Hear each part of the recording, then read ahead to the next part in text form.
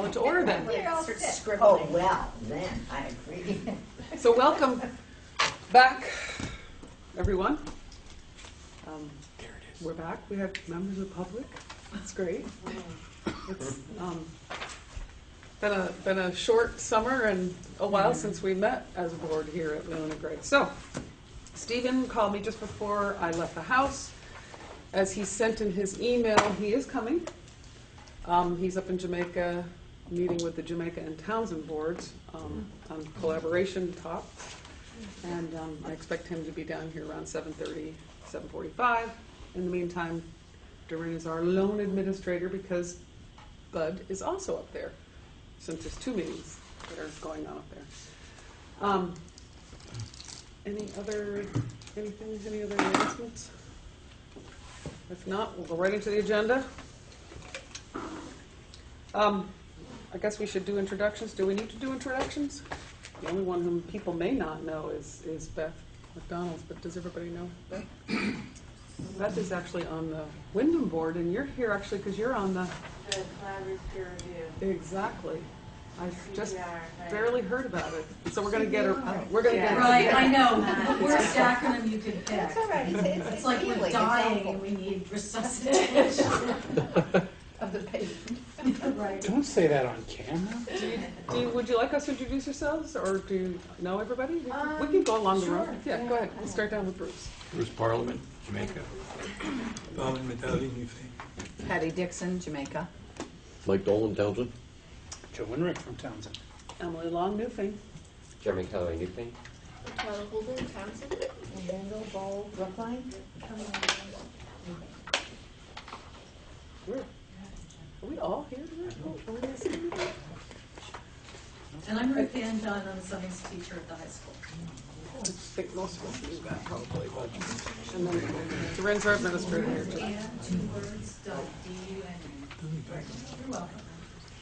Okay, so we are at members of the public. Neither of you are really members of the public since you're both, part of our work here. But this is your time, and I don't know, Doreen, if you want to fit something in. I don't want to hold anybody up. Sure. I have a couple more agendas if anyone wants them. If I need them. I see they're here, so I'll just pass them along. So part of the principal's report was an update on the collaborative peer review process, which we used to call school evaluation. And both Ruth Ann Dunn and Beth McDonald attended the 2-day training in August, teaching us the observation tools we'll be using when we go to Mill River and Otter Valley, and the same tools they're going to be using when they come to our school next week, Tuesday and Wednesday. And the students have been doing a lot of presenting. They presented twice to the faculty, and most of them are at games tonight, including all of our school board members, students, almost all the students. So that's why they're not here tonight. But now it's the adults' turn to share. So, I mean, there's so many aspects of it, so I just wanted to give them a chance to share what struck them from the training and since, and if you have any questions about the evaluation process, or peer review, my apologies.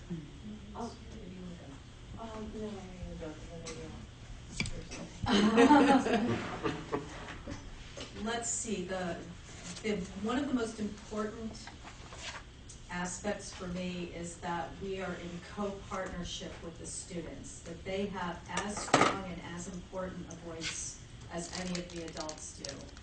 And the fact that we give them equal types of tasks and responsibilities is good, and hopefully we can do more of that in other aspects of school work. I'm looking forward to the visit by the other 2 high schools. It was the training was actually a bonding experience. We got to know each other pretty well and found our similarities and the different types of things that we're struggling with. And it's the way this process is going to work. We're going to hear observations that'll give us things to consider, think about, and work on. It's a very different feeling than when a NEASC team comes in and you feel more there's a different feeling to that kind of visit. We're all here to help each other, all three schools. I think there's a better likelihood that we will actually take the information and use it to improve. I like, just as a community member, being more, being involved, having that. I feel like schools need community support, not micromanaging or anything like that, but just I think having the kids involved and then people from the community just makes it just something that maybe with our different strengths we can help. You know, the one line, and I've said it before with this, was we're not looking for what's wrong, we're looking for the possibilities. So, and it just seems like, you know, teachers have a tremendous amount of work to do, and if we can step in, students included, you know, then taking responsibility for their education, having more of an ownership in it, and then hopefully in the future more community members, parents, whoever, will then just be more of a support system. So it's a great group of kids, I have to say. And even the 2-day intensive workshop that we did, that I had an intern on speed dial in case I texted them to get me out of it, was amazing. These women, Helen and Martha, they know their stuff. So I just feel like it's a tremendous experience. It's going to be really positive. Any questions?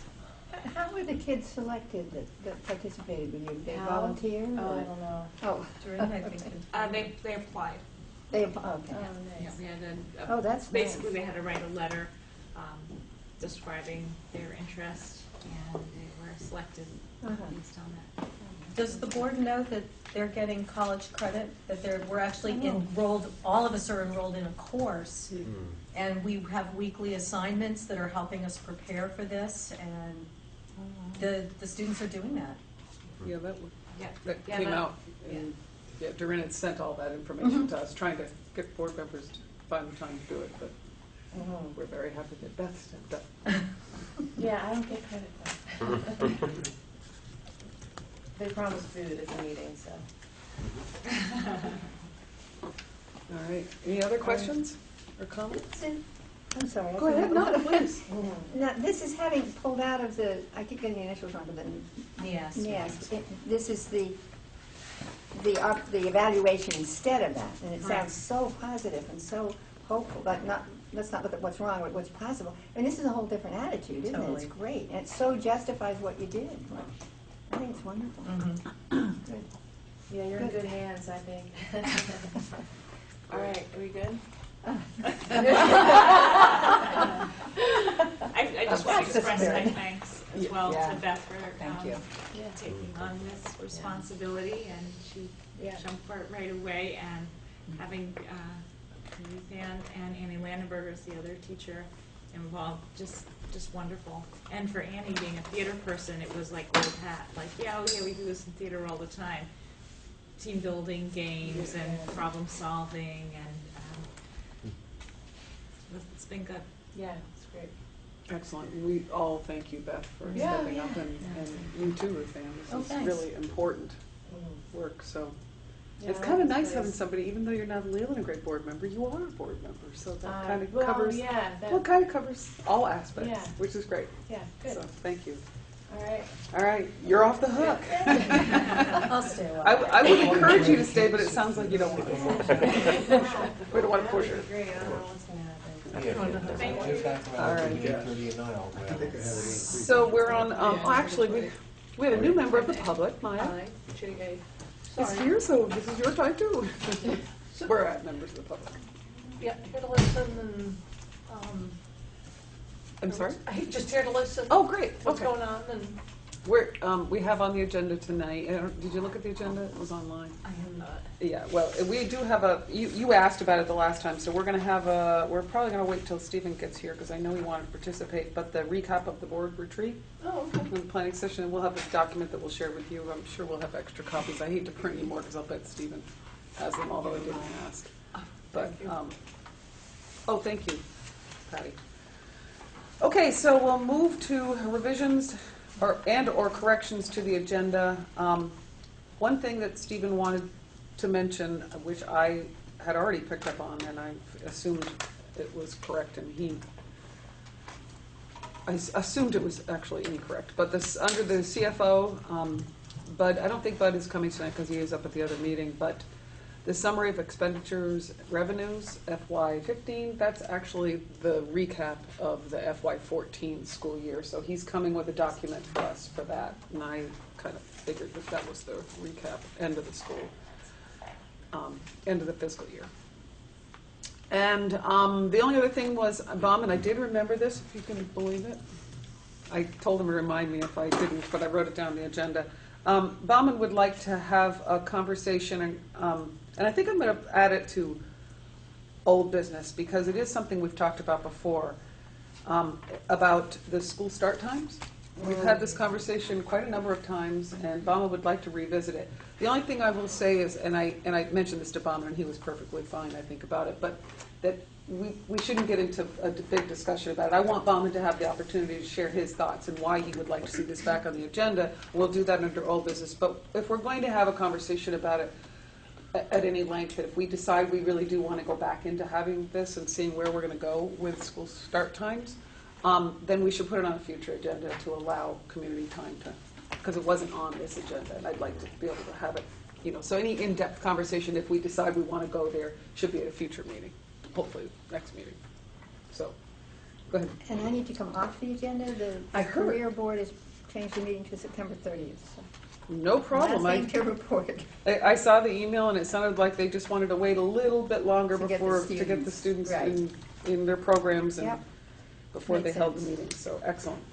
Okay. Any other additions or corrections to the agenda? Revisions? If not, we'll move on to correspondence. I don't have any Yes. correspondence. You do? Okay.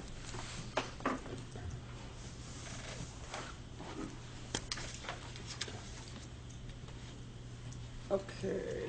Oh, this is from Rockbrook Community Television. Oh, it's just this is it's the annual members meeting. So if anybody would like to go, I'm assuming that's all it is. This is from Trowbridge. I'm going to pass this around. Thank you, Rockbrook Community Television. Put that into the minutes. And nothing else?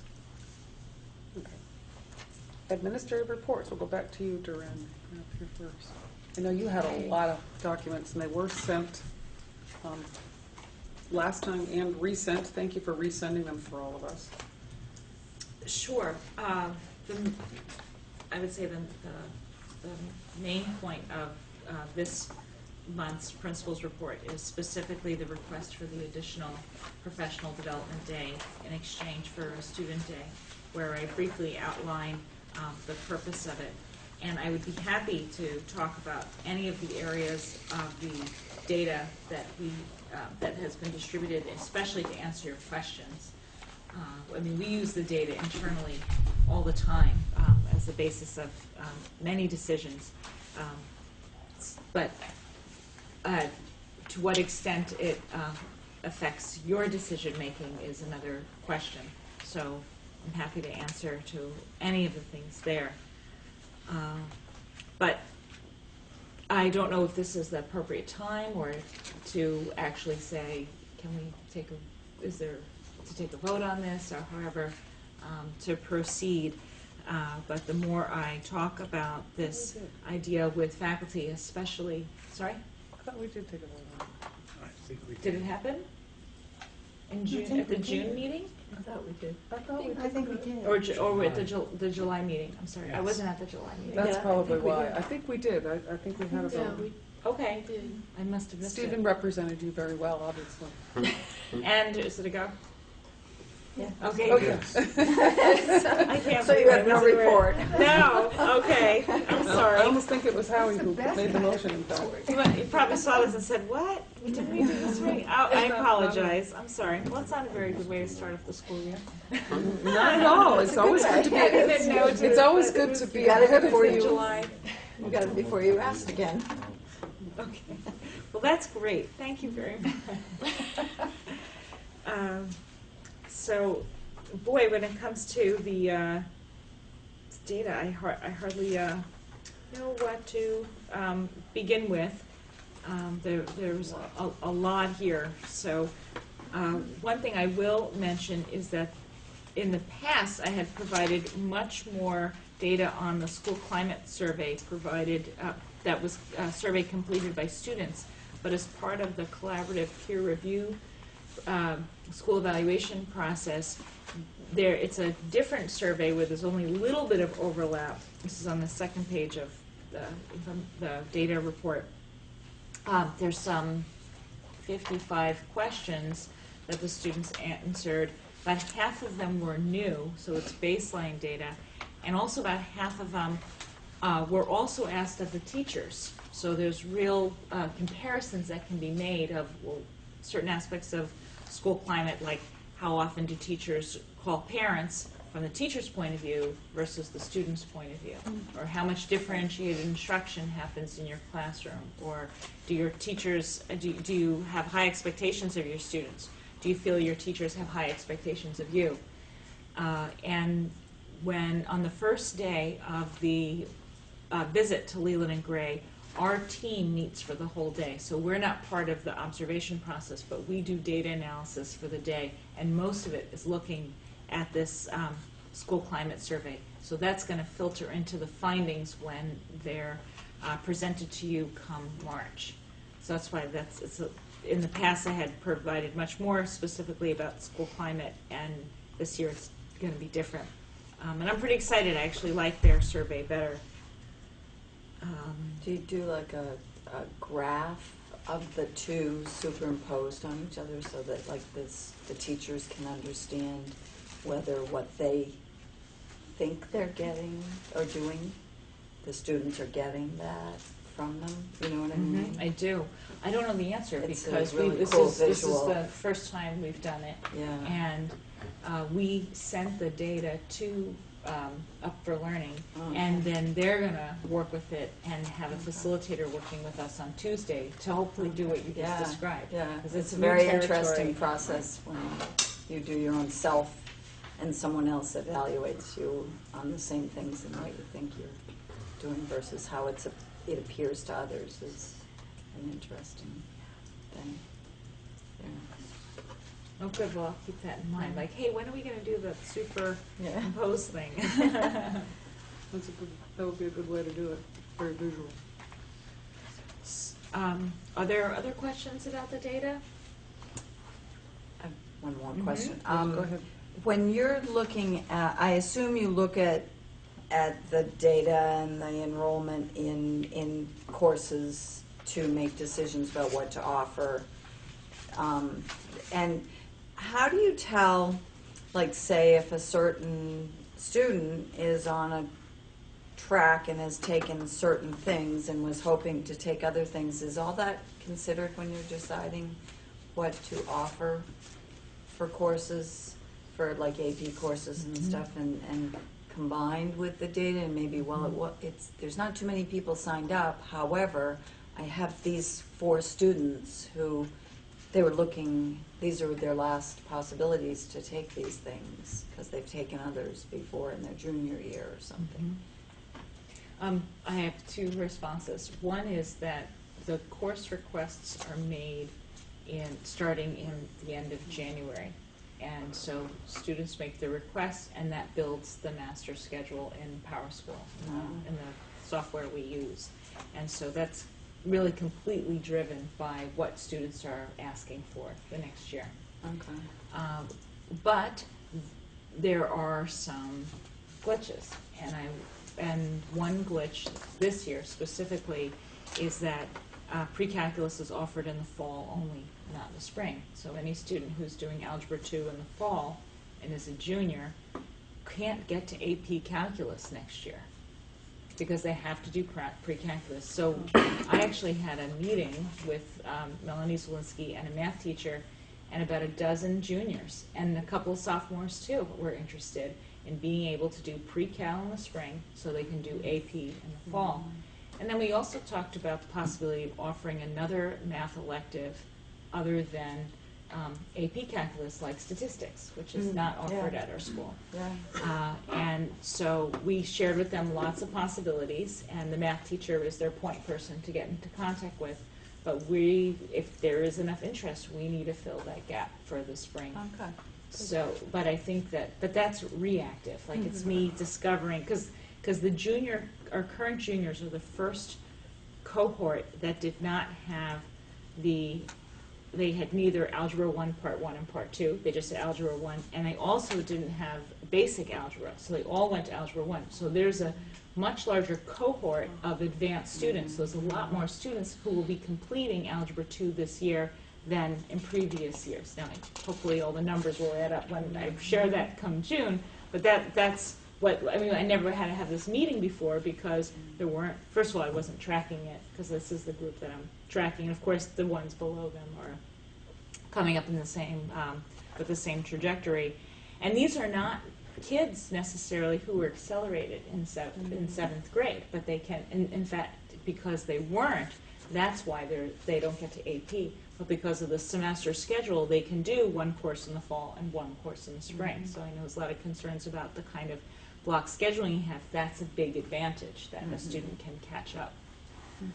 So that's a very lengthy answer. No, I I apologize. appreciate it. It's interesting. Other Yes. comments or questions? I'm wondering, there was a lot of data. I tried to read through most of it. Is there an opportunity to identify the number of graduates who are going into jobs as opposed to going into college? Is that in there somewhere? I think I don't it is. need to I see think, it, No, but- I think it is reported in here somewhere. And our class of 2014 was a weaker class, so it was less than 50% going directly to college.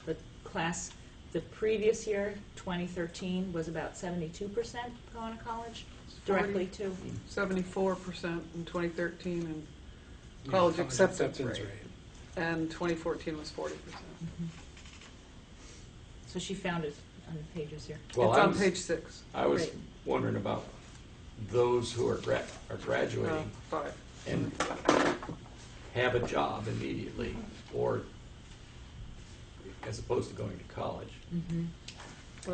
Right. Right. So we have talked about hiring or budgeting for that kind of research, to call students 60 months after graduation to find out what they're doing. And then there's like other intervals you could do, is a year later, 2 years later, to really see the impact of a Leland and Gray diploma on their work status, their college status. And we haven't done that. It's something we would have to budget for. Because I was just thinking about, do you have a plan when you leave the doors, go to college, I have a job, or? So you're not talking about the future, you're talking about Immediate. current seniors that are, in the last few months of their Right. career here. Do we ask them? That happens with their high school counselor, with Sarah Grasso. So there is an equivalent way to of get that. at it. Yes, Yeah. yes. She could share more anecdotal data or do the data collection. Most of our students are working before they graduate. So it's and oftentimes it's a continuation of that where the diploma may or may not make a difference. But I think you're asking the right questions. You can give all this data to the statistics class and they can work with it. It's all kinds of information. There's a lot. Durin, was this stuff published on this school's website? Usually the principal reports are on there. Right, but they are. I haven't did. checked. I got it emailed to me, so I never did go in and check. But I think it'd be really helpful. There's a lot of really good information in here to make sure that the additional, reports are on there as well. Any comments? No, it would be great if it's out there. Yeah. We'll check into it. Joe's even looking right now, I think. Yeah, you have to go. Was there anything more you wanted to report on the? I think Lyndall had her Oh, I'm hand. sorry, Lyndall. It's okay, it's a question This from is my hard, we need to ignorance. curl ourselves around a little bit more here. No, it's okay. I don't Just haul know, it. I don't know what page, mine doesn't have a page on. It says reason for EST, and I don't know what EST is. Educational support team. Oh, okay. It's a regular education support plan, whether it's behavioral or academic or both. It's usually how it's categorized. So the student does not have a disability, but is still struggling in school. Right, okay. Good, I didn't realize we had one, so that's good. Yeah, we've had that. Yeah, very it's long required time. by the state of Vermont. Oh, Every school okay. has an educational support system with identified people on the educational support team to ESS support. is the system. Thank you. You know, even in your own, Yeah. yeah. Good. Okay, other comments or questions? I just need to say, Doreen, I never really thought of myself as a data person, but I am, obviously. I just am so thrilled to have all of this information. It really is very helpful and very useful. Did you find it on the website? Not yet. Okay. Well, It we'll looks wait till like we get some it of it is if there, it's but not The all of it minimum is there. passing grade is now 65 It as is. of this As of, fall. yes. And how's that We've got going? goals, but we don't have that whole principal's report. It's been a great fall and no one has complained. Not even the students who have to do credit recovery because they have to reach 65 instead of 60. Did you hear what his Maybe his not. I question? have heard no complaints at all. The question, sorry, you. Sorry, this is the first semester where the passing grade is 65 instead of 60. And I was just asking how that's gone over with the students, especially those who've been having to work harder. And she was saying that it's been going very well. Well, we've had 8 days of classes. So. Yeah. So I can't. So far, so good. No. But really, not a peep They got enough report. about it. No, maybe the student council voices got out there because they were unanimous. They wanted to raise it to 70. They were like, yeah, we want our classmates to work harder in class. Yep. And so maybe that's the word on the Oh, street. good, good. We'll have to remember to ask that question in January, the close of the semester. Okay, any other comments or questions?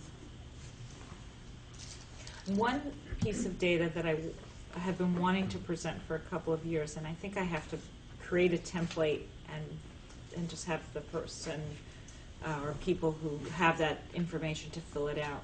And that has to do with special education. So Linda asked about what is EST, what's the plan. In special education, they also have Tier 1, Tier 2, Tier 3. So what is it that we're seeing? Is it this year, it's a higher percentage of students with IEPs than last year.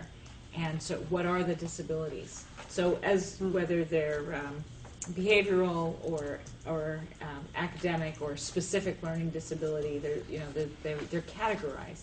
And it's not to identify any student, but to see, so what is it and what are the services that we are specifically providing to address them? There should be a match there as well. And how are they doing, and are they succeeding after, or, that'd be good information.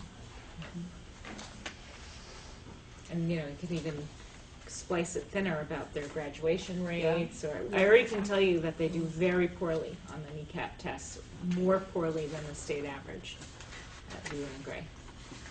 So for students with special needs. Do we know about other schools, how they do? Or we Well, don't I have that compare it to the detail? state average, so I couldn't tell you like how Brattleboro or Twin Valley does, but you look at, honestly, a very small percentage of them do pass the state tests. And so maybe it's 13% state average, and at Leland and Gray it's 5%. So, which could be 1 or 2 kids. That's, because And- of the small numbers. So percentages aren't necessarily a good indicator. Yeah, when you're just looking at averages, Yeah. but when it's consistently lower. Whereas for us, students eligible for free or reduced meals on the kneecap test perform pretty much consistently above the state average. We serve our low-income students better.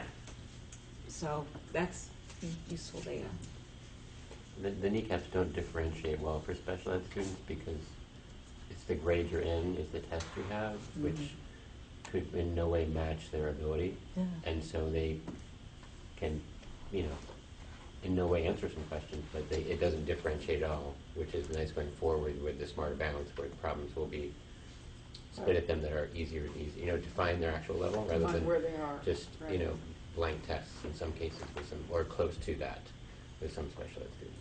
So it's tough. I'm glad the kneecaps are going away for that reason alone. You're right. Yeah. Meeting the needs of our kids. That's Yeah. what we need to do. Identifying what Right. their abilities really are. Exactly. Okay, anything else? The report on professional development, I can't remember which one it was, report 7 or something. I just wanted to say I was really impressed. There's a lot of stuff there. I hope everybody had a chance to look it over. I know it's a report, it's not where all teachers are taking all of this, but a lot of it is full faculty. And it's very extensive. Doreen has been speaking to us ever since she got here about the value of professional learning, is what we are calling it now, not professional development, I guess. It's now professional learning. And we clearly are utilizing that in this school. And I really appreciate that. I don't know if there's anything you wanted to say or if anybody else noted the extensive professional learning our teachers are engaged in. But I appreciate it. Yeah, she sent that out to Yeah. them. It's impressive. Okay. That was impressive. Is it an equal participation when we're talking about special ed, which is a little bothersome? Special ed teachers, everybody's participating in the professional development. In other words, it's not Yes. one department more than another, or With the exception that there is a special program called the Intensive Needs Program, and the special educator who runs that generally doesn't come to faculty meetings. She has students placed lots of different places, so her job is quite different. But all of the special educators who have students in our classes all the time, but they're mainstreamed most of the day, they're at all the professional learning activities. Okay, good. Thank you. Okay. Other comments or questions? The reports weren't, Joe couldn't find them on the school board website, so if you wouldn't mind putting them Yep. up there so that, take a look at them. And if you, for some reason you can't find them, let me know. Or let Report 8 Doreen know or someone, because we want to make sure that they're You there. had 1, 7, and 8. 8 made it, but 1 and 7 didn't. Onto the Onto the website. Website. yes. How odd. Oh, so, Yeah, Do so you it's wanna like look at this? somebody just took the first document and put it up and Thank missed you. the rest, I I'll guess. get it Maybe. on. Okay. so they were, some of them were posted. I'm About sorry 9, to the see title the grant. data. Oh, and 9 didn't make it either. 9 didn't, so 7 and 9 didn't make it up, and 1 and 8 did. Okay. So some of them are there, Okay. and we'll be adding more I'll start with that. as they are. Just 8. Oh, just 8 made it? Yeah, 8 made it, Okay. 1 and 7 didn't, and then 9 didn't as well. Okay. Because 9, which is the Title I school-wide program report, that's 11 pages by itself, just one report, so it's kind of handy to have it online to be able to look at it. So thank you. Okay, anything else about all these extensive reports? It's a lot, I hope, keep these, so we can keep referring back to them. This is what we typically do each year when Doreen gives them to us, so we need to keep focusing on them. Thank you, Doreen, for that. Is there other? The only thing I would ask is if anyone got a chance to see the article about parking in Townsend. Oh, yeah, on the yeah, Brattleboro yeah. Reformer. I got a call from them, and I'm so glad you talked to them because I was out of town and I didn't get a chance to call them back until I saw the article in the report. So how's it going? Great. It's empty. You drive by and it's, Yeah, there's, there's nothing there. The right-of-way thing behind, yeah, Stevens said he would report on that when he comes. Yeah, Yeah. he's been dealing with it, and he and Doreen have been dealing with it, so I think we'll get a report when he comes. I asked him that when he called, and he said, yeah, he'd report on it. Because I didn't have anything to report.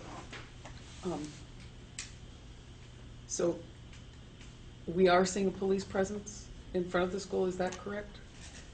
That Townsend has, I mean, in an earlier article in the paper, the Townsend Select Board had said that there would be a police presence around the school, especially during the times of congestion, which was when school lets out and school lets in. They were quite concerned about what they said called congestion. So I wondered I if- honestly have not seen the officer yet. Okay. Around those times. I mean, he came in and we met, but I go out frequently during those times, and I don't know. I'm not seeing that. But there's a lot of other things going on. Right, So right. I wasn't like I was expecting to see it.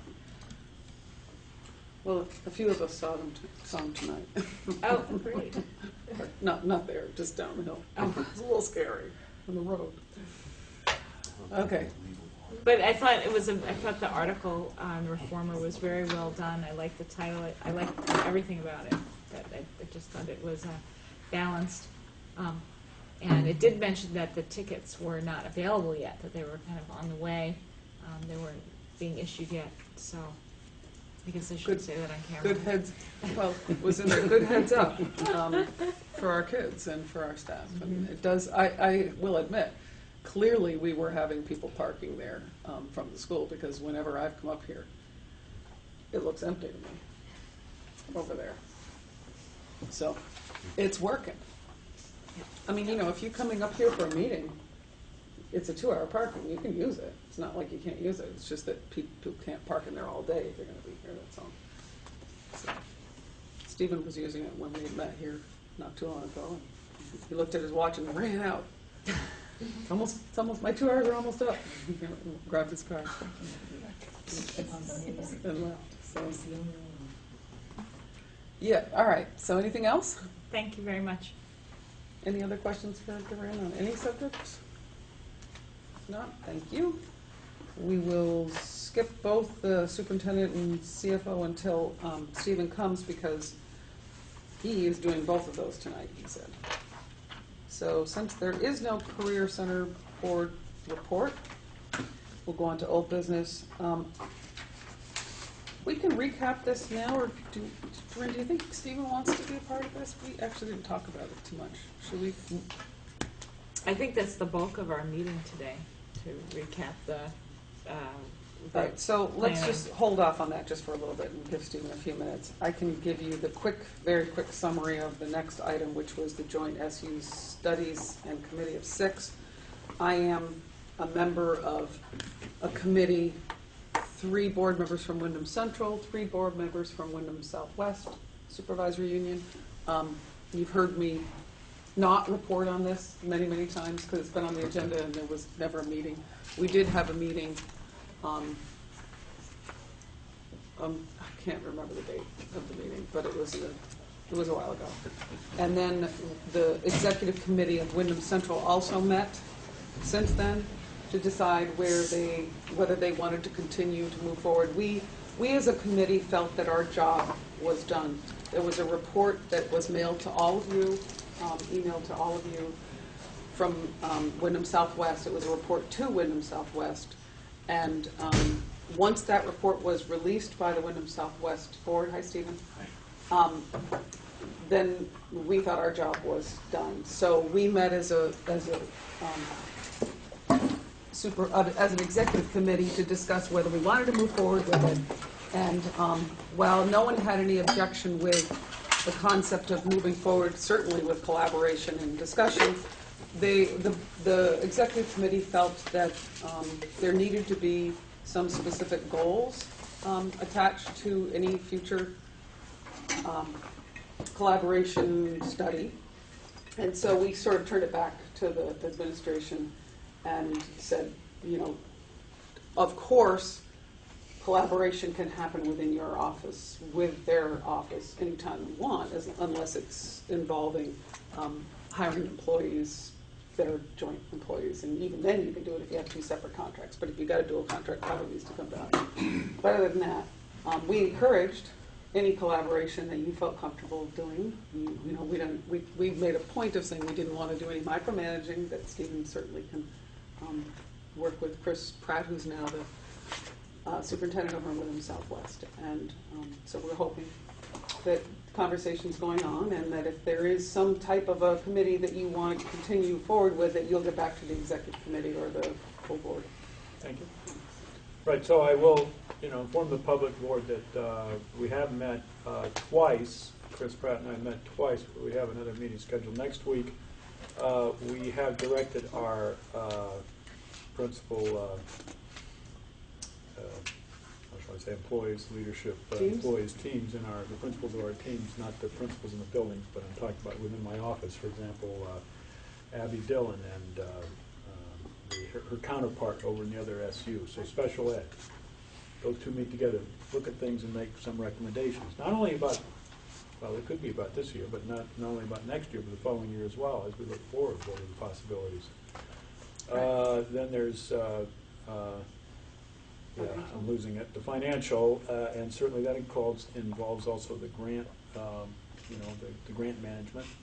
So Bud is meeting with Karen Atwood. They're actually going to the VASBO meeting together on this Friday, so we'll have a long time to talk, discuss things in the car. So anyway, I'm just presenting the thing that we're pairing up. We have a number of pairs meeting to try to see what is possible. And then we'll report back to our respective boards. So perhaps on the 24th, although our human resources people won't be able to meet before the 30th, but perhaps on the 24th at the WCS meeting, we'll give some update. Yeah. Yeah. I will just say one last thing about the executive committee. The biggest concern the executive committee had was the fact that the reports that came out showed pretty clearly that Wyndham Central is functioning a lot more effectively than Wyndham Southwest currently. And so for us, it was a matter of how are we going to benefit. We could see where Wyndham Southwest would benefit quite a bit for collaborating with us. Not to say that we didn't want to collaborate with someone who wasn't doing well. We do. We would, in fact, we discussed how can we take the time and work together to help a fellow supervisor union improve in ways that they might.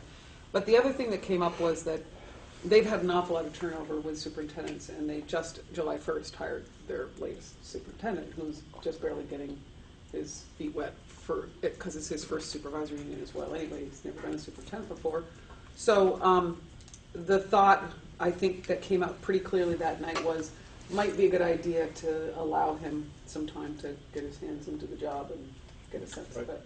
So clear goals from the superintendents to the boards, and just being sensitive. We've had a lot of trouble communicating with them. We communicated with Wyndham Southwest, but because they've had that big building project and a lot of turnover in leadership, they've had a really hard time communicating back with us. So we've sort of said, okay, when you've got your act together and things are going, let's talk. And so that's kind of where it stands right now. And if you didn't have a chance to read that report, you should read it. It was emailed to you, and if anybody can't find it, just let me know and I'll send it out to you, because we did send it electronically. Linda? I think I'm going right out of context and going into a different area. Maybe I shouldn't go there. But this has nothing to do with Dover wanting to leave. That stunned me when I read it. The assets of Dover remaining with us were huge, and I couldn't. But this has nothing to do with that.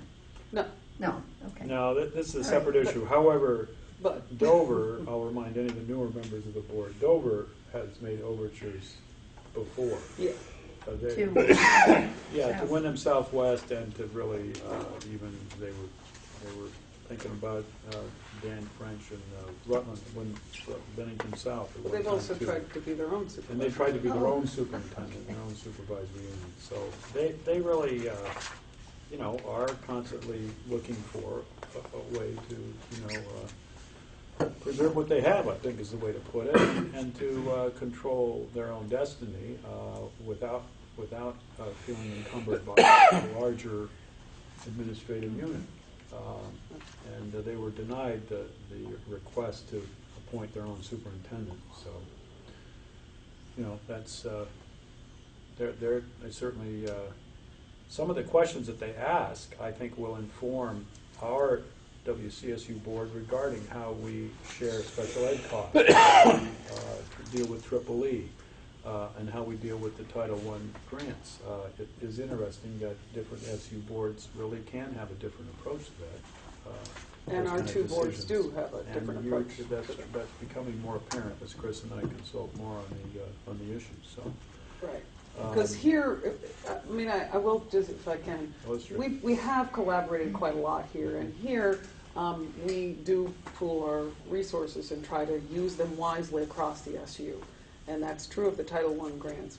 Rich and the Dover board have asked us for a number of years to allow them to keep their Keep more of funds their money, yeah. in their own, but they're, because they feel like they're entitled to them. And in fact, Wyndham Southwest does distribute funds in that way. So if they were a part of Wyndham Southwest, they'd be able They to would keep do those, that, yeah. those monies that they generate. The reason the superintendent, the money goes to the superintendent spreads it out across the SU where he feels the need is greatest amongst all of our children. And we in Wyndham Central have, made the commitment to all of our children, not just our own in our own town.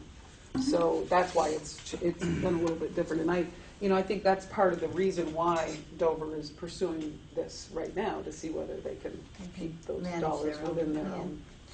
I will call everybody's attention though publicly in terms of the reporting in the newspaper. It's a pretty thorough report of the trade-offs and the Yes, it interviews was. with Right down to with the board cents. chairs. So they, Yeah. this is not a. I really wouldn't predict how this is going to turn out. No, I agree. What's going to happen, and they They're certainly being very gave thoughtful every about it. every public assurance that they weren't making any move for FY16. They would have to wait for the future to make any such changes. I think it raises the bigger question of what we can do or may be able to do or is worth exploring regarding administrative effectiveness and efficiency on a larger scale than WCSU versus Wyndham Southwest versus Southeast and so forth. I mean, there really is quite a concern about the, although it's not terribly exorbitant at our SU, what people perceive as administrative costs. And when the public considers the budget, go through the budget process, Right. I, remind everybody, I understand where the priorities lie. If I have an elementary school and I'm a voter, I care more about that elementary school in Townsend or in Wyndham or wherever it is, compared to the budget for Leland and Gray, compared to the superintendent's budget. I mean, the superintendent's budget or the administrative thing in the central office is definitely last on everybody's list because they think they can live without it. I mean, the most important thing is those little kids.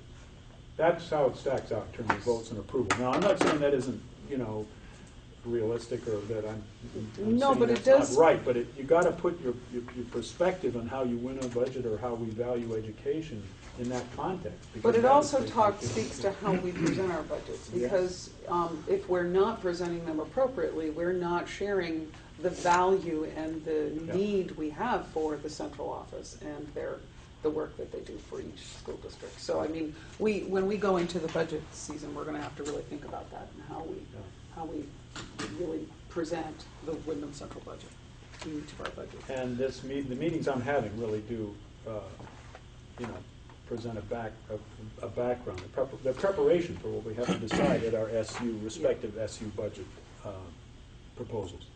One last thing I'll just say about this joint study that came up at the Wyndham Central Executive Committee meeting was that there was no interest in coming to forming one SU Right. over the two, because there are already a overwhelming number of school districts in our own SU. If we add the 8 more, or what is 6 or 7 more that they have several 5 now, non-operatings, yeah. but right, but they have a joint, so they've got the Wilmington, Whitingham, and then Twin Valley, right? It's 5. So it would be complicated to say the least to ask a superintendent to Right. take on that many more school And districts. to give you the summary of the comparative size, that SU has about 600 students and we have about 950. And they have 5 school boards and school districts and we have 10. We actually have 13 boards, but we've got 10.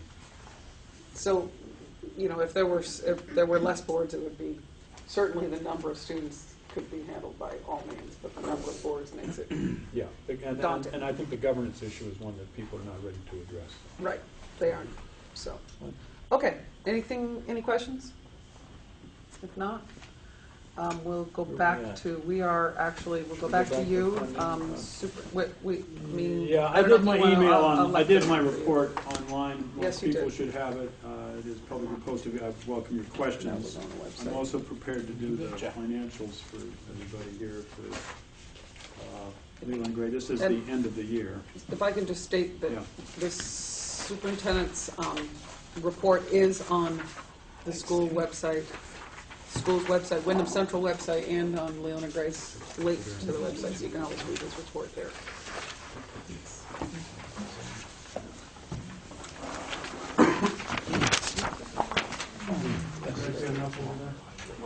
I didn't get one, Steve. Thank you. Party here. Yeah.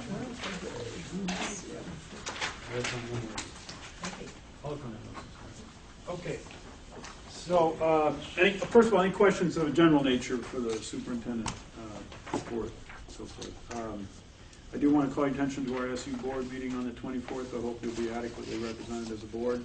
I expect that the Marlboro board will present, and you'll have ahead of time when the agenda gets out to you, of a proposal to share special ed costs across the SU among all the districts. I think that's the only late-breaking political news there. I sent you a letter from the governor to the secretary, a copy of the letter from the governor to the secretary, which I hope you will read carefully. It does pretty much lay out the political agenda that the governor seeks with the legislature this year. That is, of course, political, but we are in a political domain. So let's see, other pieces of news. I don't think I have any. I did also bring copies later on of the draft of the vision. Okay, so I got to look on yours. I'm sorry to Before say. Yeah. before you go into this, because Okay. that's a different item, Oh, okay. under the superintendent's report, there was a question about the Good. right-of-way. Oh, yes, And, I'm sorry. we should so you report might that. want to Yeah. give a quick Okay, update so on that.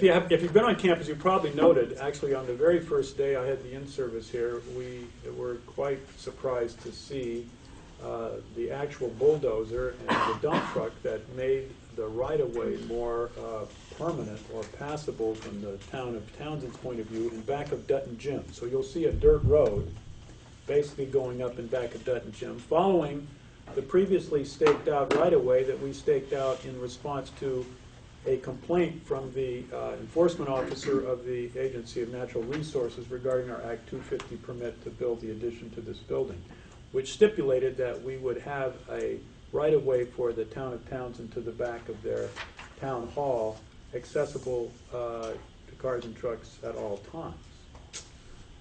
And that is unfortunately what the permit says. So that is what the town wanted to be able to do. They did actually improve that right-of-way at no cost to the Leland Gray School District. And they claim and make clear that they will be responsible for the maintenance and the plowing, sanding, and so forth to make that accessible for their employees in town hall. The intention of that parking lot is for the employees of town hall, although it remains to be seen how much it is used. Doreen and I are very concerned about this, as is Emily. We've already met about this once, about the safety of our students as traffic goes in and out of there, as well as staff. So we certainly can take two steps. I've already spoken with the administrative assistant regarding the intentions of the board. They want to be careful about students. They don't want to abuse that parking access in any way in terms of putting our students in jeopardy, at harm. I think I, at least at this point, recommend that we take them at their word on that. However, we have a couple of legal options that can be pursued. One is that we can try to constrain the use of that by establishing some gate or something, we will not be on very good legal standing, but it is a way to stimulate a discussion about the safety of our students. I have consulted legal advice regarding the possibility of pursuing an amendment to the 250 permit, the Act 250 permit, an amendment that in fact would be based on our concerns of safety for our students. I don't have a favorable legal opinion on that yet. I still hope that further research will give us reason to believe if we took that appeal to the Agency of Natural Resources, they would look upon it favorably and make an adjustment on the right-of-way article in the permit so that we could ensure a limited use of that right-of-way, especially during school days, student use of facilities. So I leave it up to the board's direction about when to pursue that. At this point, I don't recommend going that way because I don't have reason to believe the expenditure of the legal fund, activities, attorney fees, and so forth, representation is that promising yet.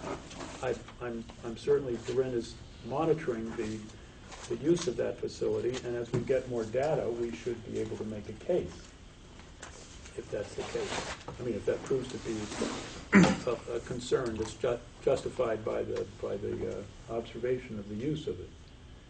It's really lamentable. I think Corinne has already presented in her report and in the notes to the public about the fact that the Townsend Select Board is hired has a contract with the sheriff to enforce parking limitations outside the building, on the common, around the common, and so forth. The 2-hour limit signs you see should be strictly adhered to. And I know that the Townsend Board has authorized a $25 fine for violation of the parking. So if you've driven by and noticed there aren't so many cars parked out in front, Yeah, we talked about that a little bit. okay, well, that's certainly a reason, so I don't reiterate that. But I've gone back quite a long ways with parking in the town of Townsend, and it is a very difficult one to resolve, and perhaps in the end, enforcement by the sheriff is going to be the solution. Yeah? Trying to understand what's going on here. So there is this road that was bulldozed and cleared 2 days before the start of the school year. Yeah. You'll make of this what you want. Now, what is the theory of how the people have access to that road? They have to drive right between the Dutton and the school. That's why we're concerned about the safety of our students. And do we have a say on traffic to and from that driveway going through the school? Not according to the deeds. Well, I mean, I'll just say that the last communication, I believe, from our board to their select board, which was quite a while ago now, was that the board had made a motion, actually, Yes? that we wanted the principal of the high school to have control over that. And they access. responded that they're not okay with that. Right. Well, So something to that effect. they actually have not shared- responded. Well, they Right, officially. shared some verbal concerns about it, and that's when they started looking at a different right-of-way access, which would have been between the town hall and the Dutton gym. I mean, if we're playing games here, if we were to put a bunch of cinder blocks on school property, what would be, it would be their move then? Well, I did actually allude to something where we could try to put up a gate, but we would not be legally upheld. So legally, they do have the authority to drive We through have the a school? deed that goes back to before this building was built, that indicates they have a right over the Leland and Gray campus to a right-of-way to get access It's very vague, at all times for the to the use. town hall. It doesn't say specifically Where. where it is, nor does it say specifically in the deed what the use would be for. Now, this has been, 40 some odd years since they wrote that in the deed, and the use of it has always been, it's never really been used, but. It's always been theoretical. But the theoretical use of it was always if they needed to replace a furnace, if they had a fire, whatever, they just needed to be able to drive behind the Dutton gym to get to the back of their building. And so that was what the right-of-way always was. It was never kept open or anything. Things changed under one of the previous bond votes. When we were required to go through Act 250, there was an access that was for a proposed parking lot that was going to be shared behind there by the school and the Townsend Town Hall. Behind the town hall. Correct. That was one of the options for parking. That bond vote failed, so the parking lot, the proposal for parking behind there went away. But what happened was when the next bond vote was proposed, there was no, that parking lot was gone. We actually, if you'll remember, we redid our parking lot down below on sea level, and we expanded that and improved our parking down below to keep it off of the common, in fact, away from the town of Townsend's corner there. We never changed, it was an oversight on our part, we never changed the wording under Act 250, the Act 250 permit from before. Wait, put it that way, So- we never appealed or never went back to another Act 250 permit process.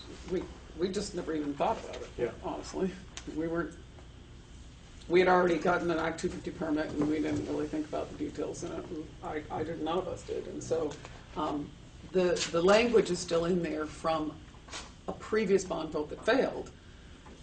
And so, But the permit's not related to the bond vote specifically. The Correct. permit was granted to us to improve our facilities. So that's why we're stuck in this legal quandary. And but I will just say, I support the town of Townsend and understand the deal that they're having to address here. They need parking. It is a problem for them, and we want to be good neighbors. But nothing should come before the safety of our students. So hold on a second. If we are going to encounter, I mean, Doreen is monitoring it. We certainly have asked to see if there is any situation where more than just two people are parking behind there or whatever, if there's in and out, we will have to pursue something because we need to make sure our students are safe. That's just the crux of the whole thing. I mean, but we want to help the town of Townsend as well.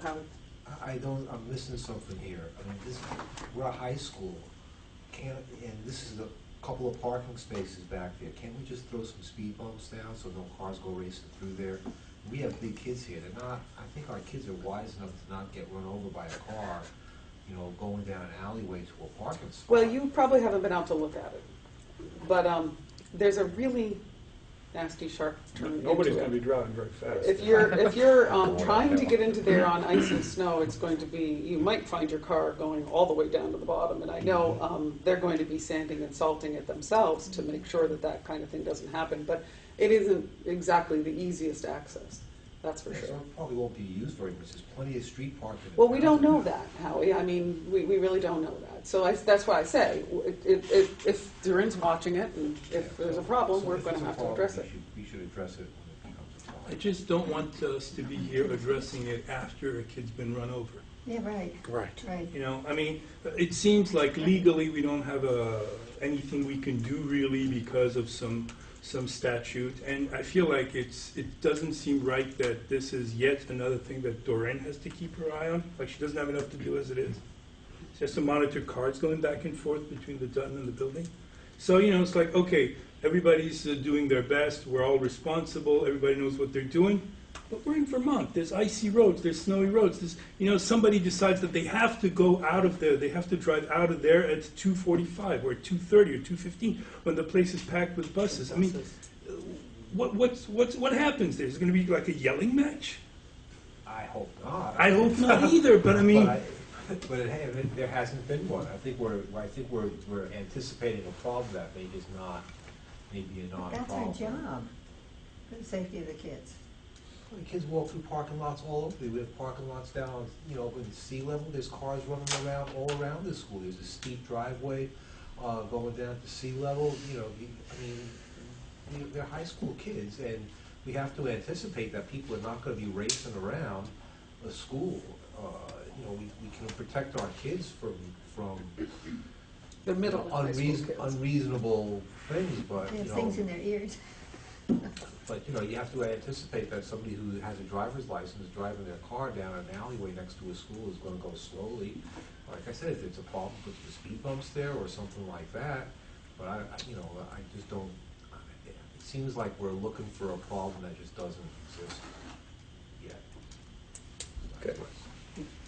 I certainly am continuing to pursue our legal options, and if safety is going to be something that the Agency of Natural Resources is going to look at, safety of students in the high school, middle school, then that's something that we can pursue on an amendment to get further restriction on the use of that right of way. But I would have to base that upon the use and practice of the right of way, because having the right of way doesn't mean that something's unsafe.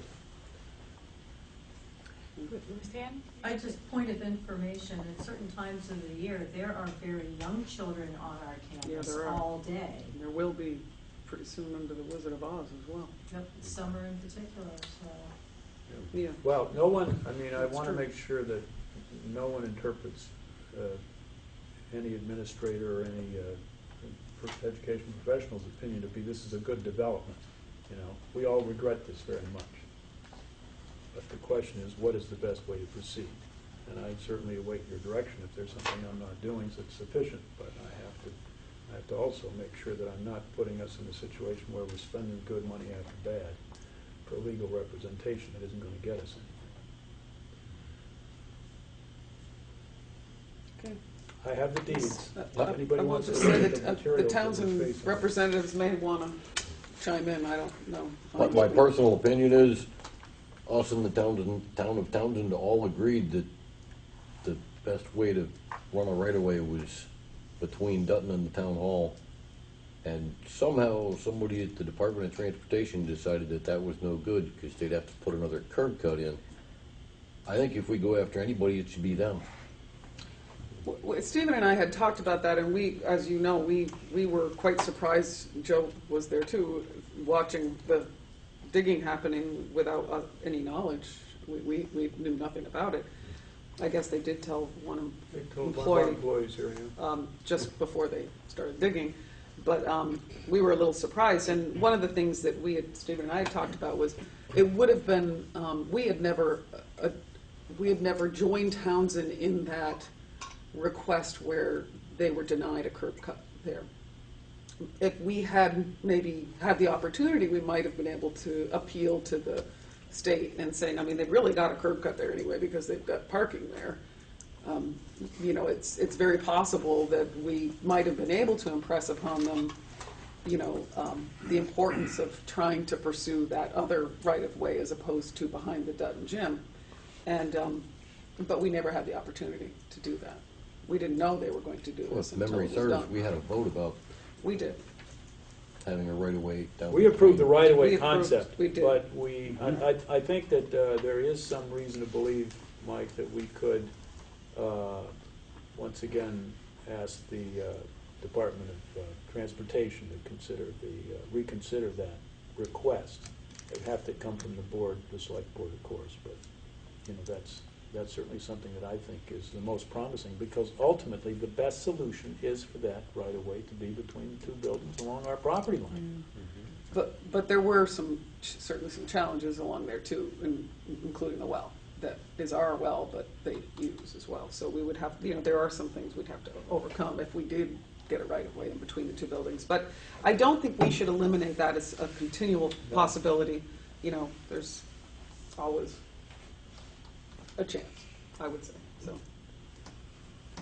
Any other questions? Well, for me? I'm just wondering, Yeah. this parking space, is it specifically for employees That's- of the town hall? That's what That's Stephen what they was told. claim. It's they being Craig Hunt, the administrative assistant to the select board. So I have received no realistically- official communication from the select board Mhm. in writing or email. So realistically, you would think that there wouldn't be that many people parking down there, I would say.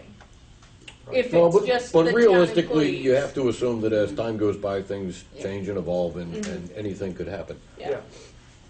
If it's a parking lot, I would assume it to be a parking lot.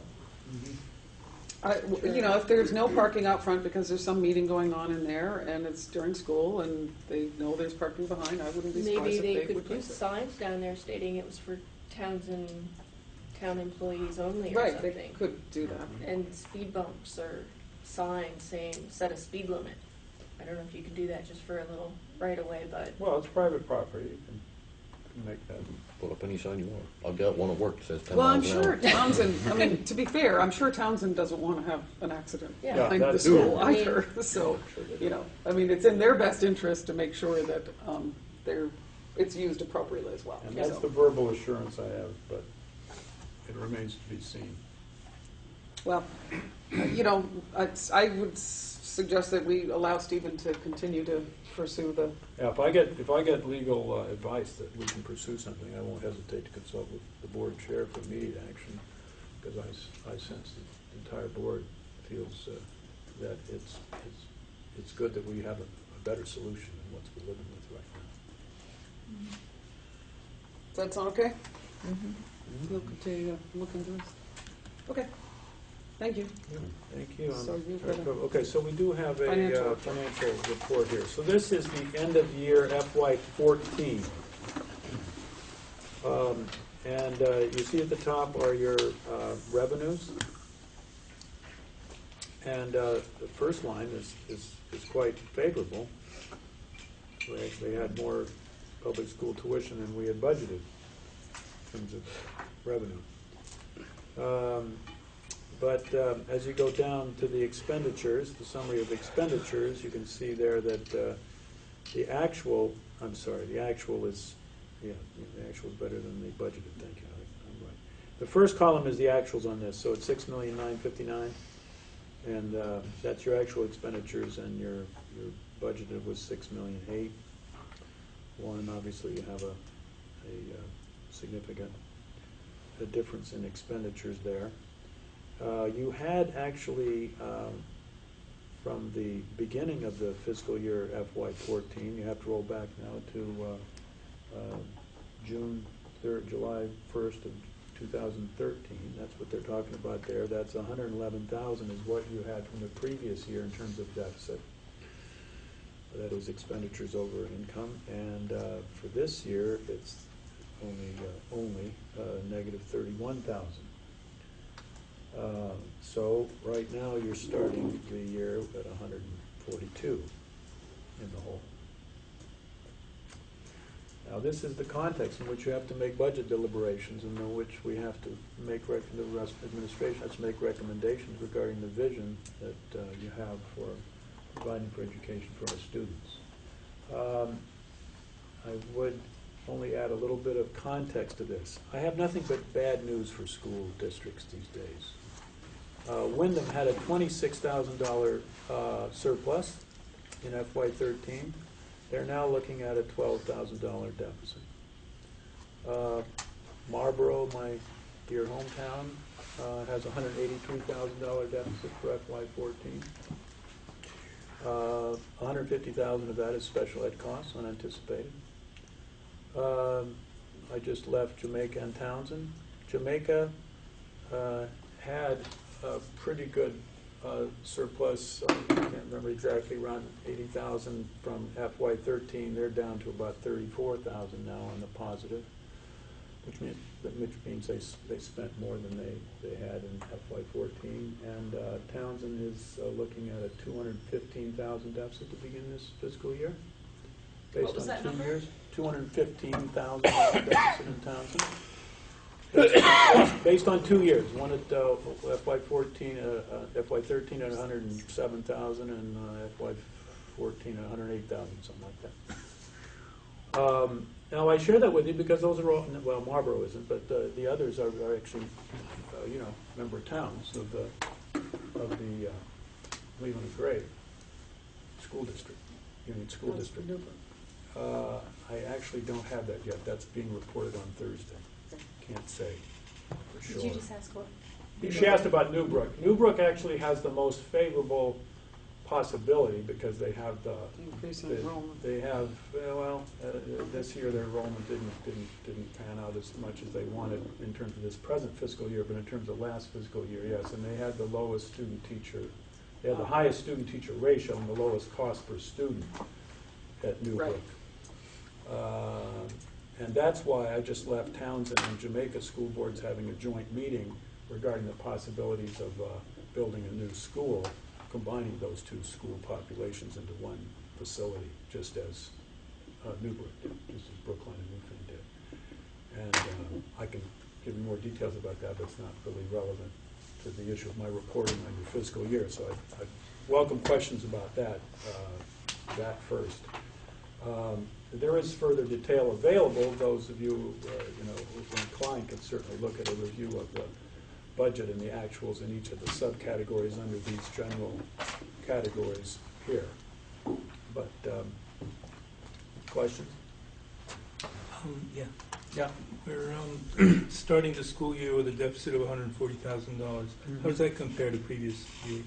Well, you can see that it's clear that in when we started FY14, we were 111,000 behind, and we've, in FY14, unfortunately, contributed another 31,000 to that shortfall.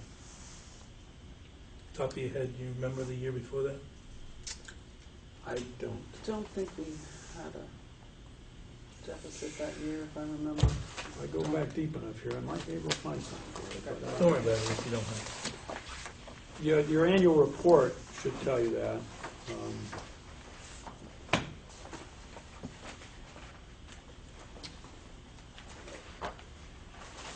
But anyway, that's a good question. I actually hope that I'm proposing that at our meeting at the WCSU on the 24th, that I have some kind of a chart that shows kind of how the trends are going and what's happening in that regard, because you need to make sure that you're,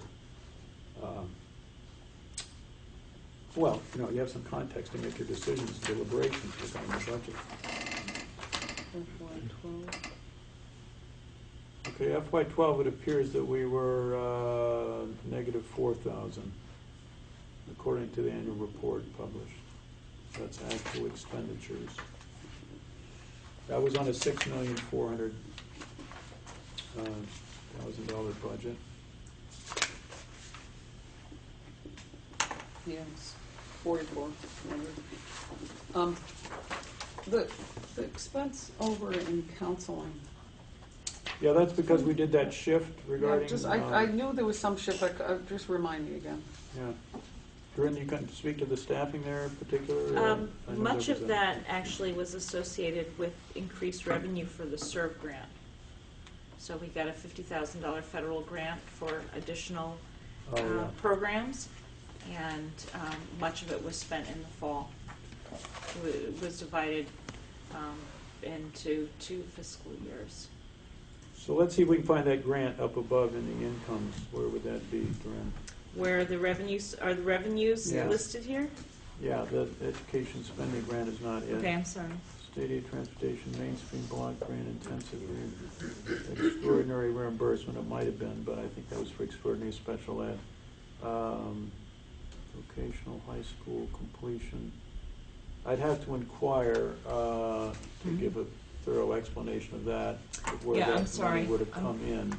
But it is true that the bottom is your expenditures without regard to the revenues, right? The latter half of that report. Can I? Yeah. Would, for example, when you're talking about that, would the special ed state place student reimbursement of 61,000 be balanced against the special ed out of district, the 144? Yeah. Okay. What is in district, out of district, and Out of district is anybody we place out of Leland and Gray. Your school district is Leland and Gray, and it's high school kids. So you would we could place a student at Kendall Farm or another school that would be meeting that student's needs. so out of $315,000, we were reimbursed. There's something that on the the special, there are state two kinds placed? of, one of It them comes is in more. extraordinary reimbursement, which is anything over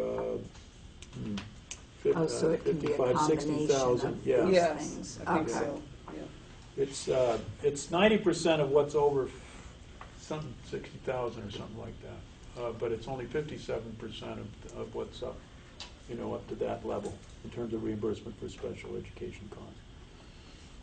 Now, the state place students are supposed to be covered completely, but that happens after the fact. Oh, so we could still Following have year. some reimbursement coming. Well, it would be in this year. We might.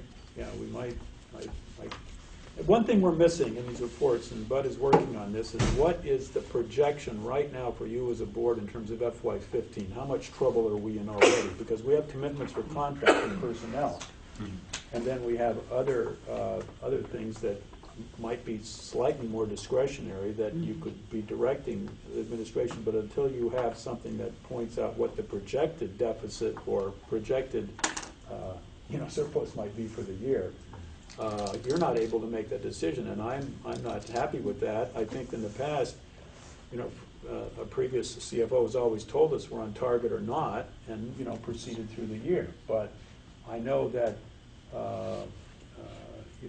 the smaller school districts have certainly been surprised at how things turned out in the end compared with what they thought was happening halfway through the year, 3/4 of the way through the year. And I think there's something more we can do about that in terms of appropriately reporting not just the actuals to date, but the encumbered to date regarding personnel and Yeah, so forth. that, Because you know. personnel's 80% of your budget. Right, and benefits, and, yeah. Right, and under direct instructional services, we're over quite a bit. I will add, when you asked the question about what's happened previous years, I think, Emily just mentioned 4,400 from the previous report, FY12. I have here FY11. We were $65,000 to the black. So the trend line is not good. No. So we need to really be thinking about that. I'm sorry, Harry, go ahead. Just to put this in perspective, for Wyndham Elementary School, $12,000, that will be one additional student Yep. coming in. For Leland and Gray, if we attracted 10 more tuition kids, Yep. that would erase that deficit. So, the numbers sound pretty awful, but you have to, we have to understand that this is the way the funding system is set up, and it's a crapshoot. 10 more kids could show up at Leland and Gray. That could be But 10 could leave as well. Or 10 could leave, Right. exactly. So, and we do know we're in a little different place, Howie, now, because, 5 years ago, there wasn't as much competition for our students, but everybody's trying to reach out to kids. by the Because nature they're of all in the funding same place system. we're Yeah, in. we're all the same funding system. We have to look at China. So staying as close as we can to our budget is what's most important. Point well taken. I was going to refer to what our projected enrollment was for FY15, the year that we're presently in. Where is that? Do you happen to know that on the top of our head what our budget projection was on in terms of students? I had here a graph. you looking at? FY15 says that we'd be at about 366. I'm just following up on your comment about the number of students. The present enrollment is 361 for this fiscal year. Does that still This is say the current. 366? FY15 is 360. 360, okay, so we're right on target in terms of our projections, in terms Well- of what we thought for students. That doesn't mean that the income is the same. Well, we're down 6 kids in projections from Yes, this to that. comparing 1 year to the next. 13 to 14. So, yeah. I mean, it But hasn't, what I'm- I mean, it would be nice if it had gone the opposite direction, unfortunately. it I didn't. thought that we might, I think we're projecting it even to be lower next year, down to, what? Well, we've got it here at 340 for 340 FY16. For FY16, And then so this is what you have to keep 332 in mind regarding for budget. FY17. I'd be, not that it probably makes any difference, because it's nothing we can do anything about, but I'd be interested in knowing the difference or the comparison of how much more uncontrollable costs have gone up versus how much less, how much less percent we've added to a budget every year. You know what I mean? Can you say that again for me? Yes, I'm sorry. it is very We interesting. increase our budget every year by a certain percent. Yeah, But in my just foggy memories, it's always been less and less and less for quite a few years now.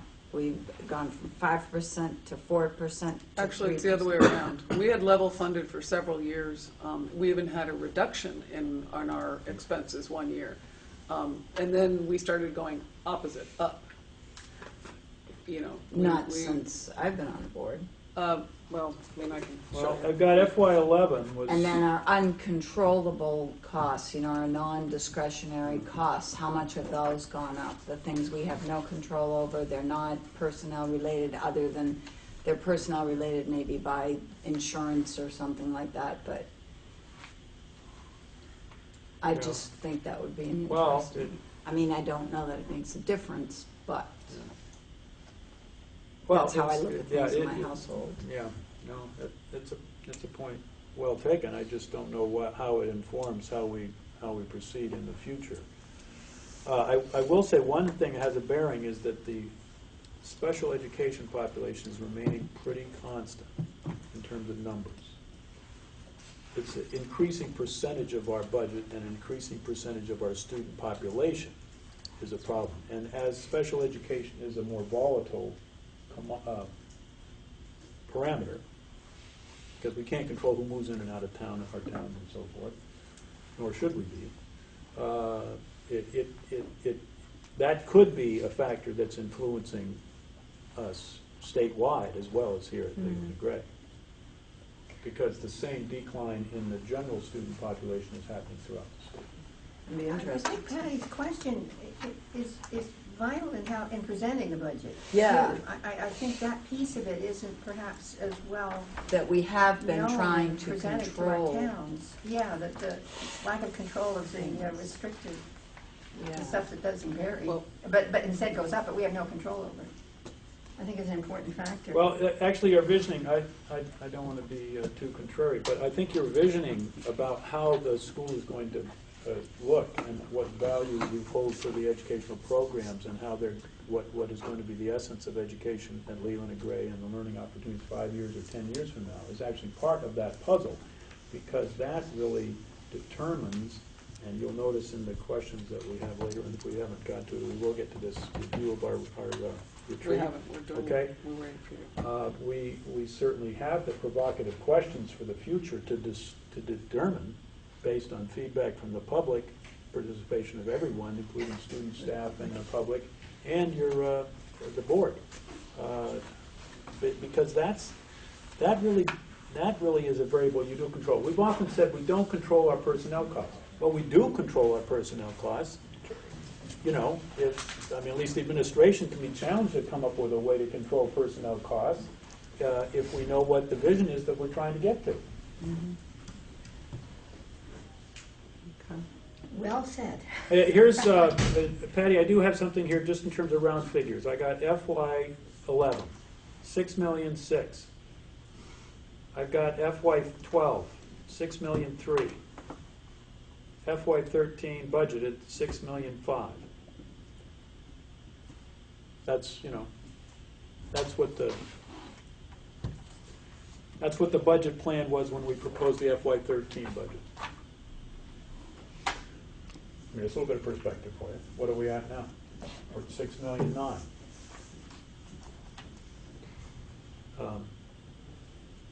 But as Emily said, at one time, FY11 was 6,000,006. So if you look back far enough, we're not. It's not like we're not making an effort to contain costs.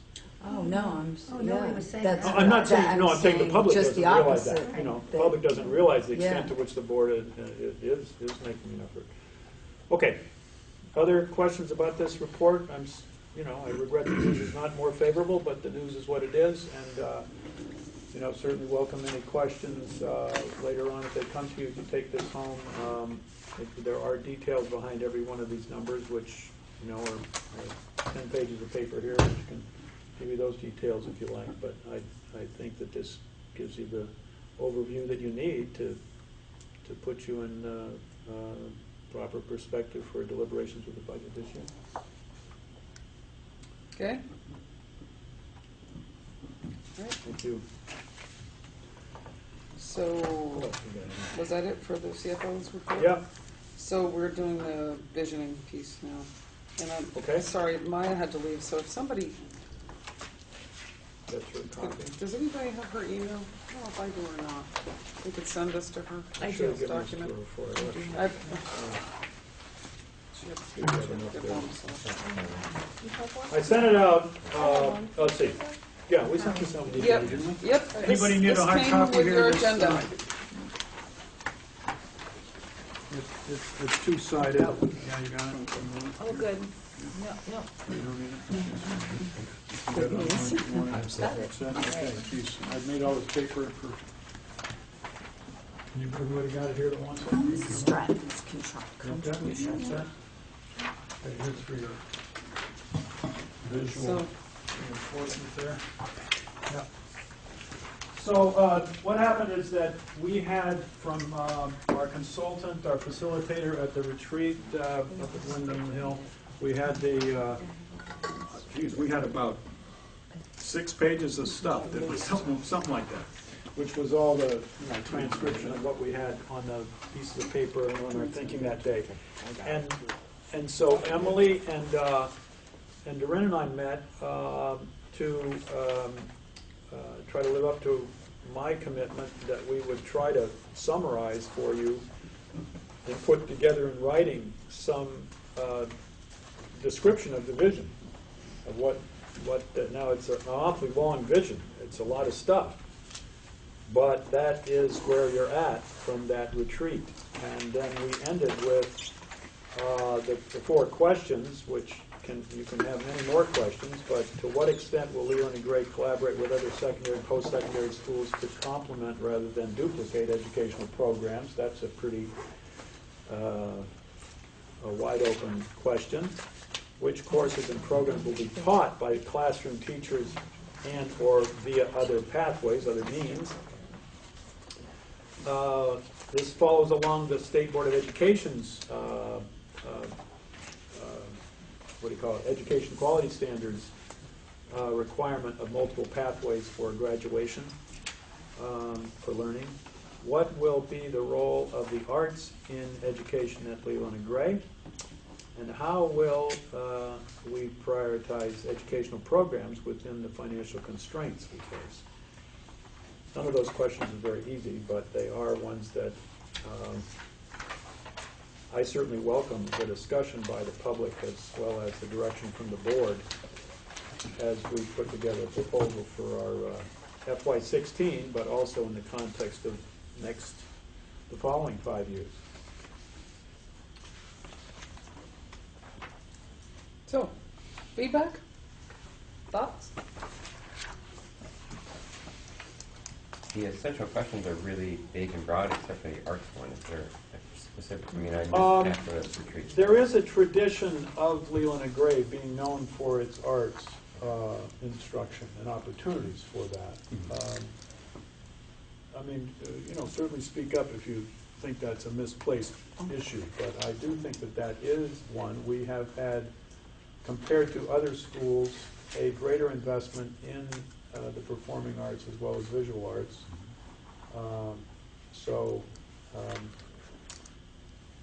I think that, I certainly wouldn't want to see that change, but on the other hand, if that's something the community can't support anymore, or the board feels differently about the vision of Leland and Gray in attracting students, then it is meant to be provocative in that way.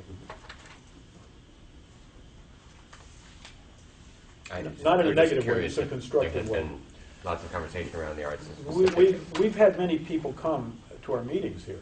Yes, right? that were arts related. Speaking, that are advocates of the arts. So that's why I think it's important that this be a public discussion. I mean, be Right, called to because- attention once again of the entire community. As you know, people, we're not the only ones who are facing budget challenges, as you all know. It's happening all over the state, in almost every school district. And what is getting cut are those, Yes. often the arts, non-core academic programs in schools. And that's a nationwide trend, but because of No Child Left Behind, too. And I think at Leland and Gray, we've said the arts for many years was core, Yeah. essentially. And so that's, And yet, it's interesting, during statistics, they're way down in the participation. They are, and I think that's partly because when Doreen first came in, you'll all remember, those of you who were here, we kind of gave her some direction saying we wanted to improve our academic core subjects and enrollment. And Doreen had a lot of thoughts on that and shared them with us. We wholeheartedly supported that, and the focus at Leland and Gray has shifted to some extent to more rigorous course of studies for our students. I don't have statistics on the co-curricular participation rate in music and Oh, theater okay. and These were after athletics. school, I think. They're Yeah. all after-school Right. activities. Right. So I can't tell you Okay, if and it's, that's- if that that's has a changed. different category then. And I wouldn't say that if we have exchanged music education for science education. Right. The reductions in, there was a reduction in a music position. We went from 2 full-time to Right. 1.67, and we've held steady with that. So part of the discussion has always been how many hours in the day does a student have, and clearly there's a lot of demands on a student's hours in their day. So that's part of it, and we have seen a reduction in the music program. I don't believe there's been any reduction in the theater program, drama, from what I've understood. That seems to be thriving and vibrant as well, but, and I don't know about the rest of the arts, but. One other factor is I had, before I took the position of superintendent, we noticed a trend here, this is prior to Ren, obviously, that students were increasingly concerned about what their transcripts looked like Yeah. when they were going to apply for post-secondary education. And we did see some students making a tough decision, but one to withdraw from the band or the music or the arts in favor of more academic, Advanced. advanced level courses. Now, we have increased the AP course offerings actually in-house, as well as them previously being available, some of that being available online. But that I think is not something to be entirely discounted. I think it's a contributing factor. I don't think it's the major factor, but I do think it is a trend. We have evidence across the country as well as in Vermont. There's increasing pressure on students to go to college, or influence to go to college and so forth for good reason. And students also read the economic forecasts and what jobs are going to be available in the future and what kind of education is necessary to get them. So this is something that, after all, electives are elective. Students are not necessarily, required to take them once they fulfill their arts and other social studies and so forth, other credits, requirements for graduation. And there's huge pressure from colleges for students for rigorous Yeah. coursework. Yeah, there is. You bet. So that makes it really, creates really tough choices for the kids. Absolutely. And it's been coming for a long time, and it's clearly here.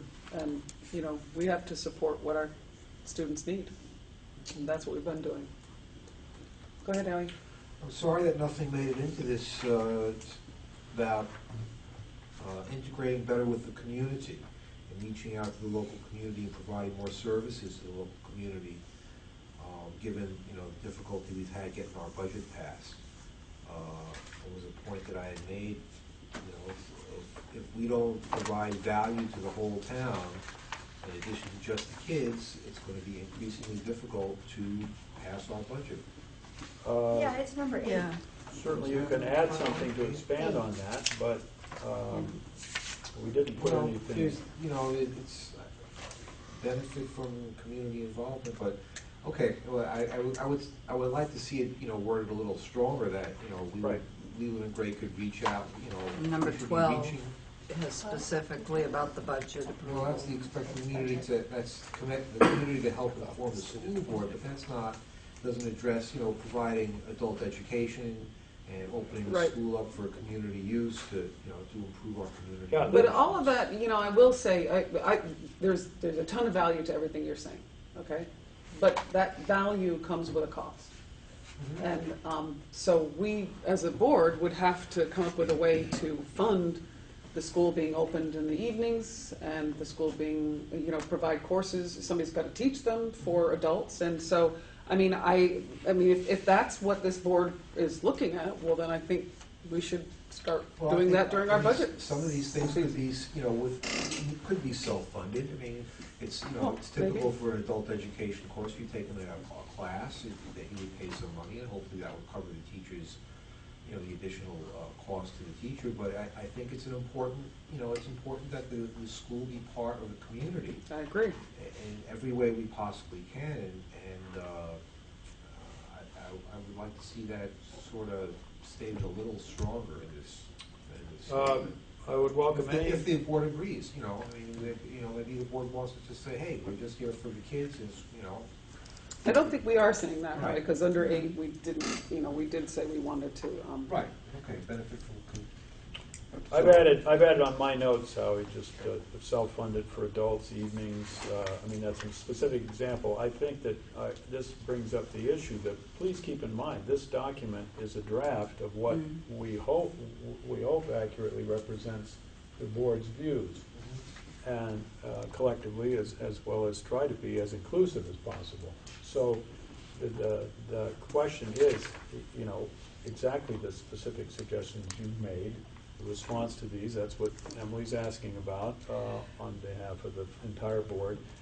And certainly, Corinne and I welcome any suggestions, revisions, or edits that would seem to be, you know, appropriate or constructive. I think the document's way too long, from my point of view. So, you know, but it's not at this point. I mean, we didn't feel that we could eliminate anything, you know, and I'm glad you called our attention to that specific case. Sorry. I have a thought, and other retreats we've had, and things I've done through work and things, we've done a process where everybody votes for their priority thing, and this is what we did when my daughter was going to college and trying to help figure out where she should go. Each family member had a list, sort of like this, and prioritized the list as to what was the most important thing to them, 1 through 10 or whatever. And maybe if we all took this document and did that, and then compared it, we would find 5 or 6 things that are priorities to us that in common, Right. And Patty, I appreciate you bringing that up. because we've done that before. Right. Well, part of the concern I had about this is not just, although I agree with Stephen, I mentioned it to both Stephen and Doreen, this is very lofty and it's excellent. I mean, there isn't anything in here that we wouldn't support, right? Right. I mean, and this all came out of a long, hard day of work, but there's also almost nothing in here that doesn't have a dollar attached to it, you know, and that's something that we have to be very realistic about. So while we know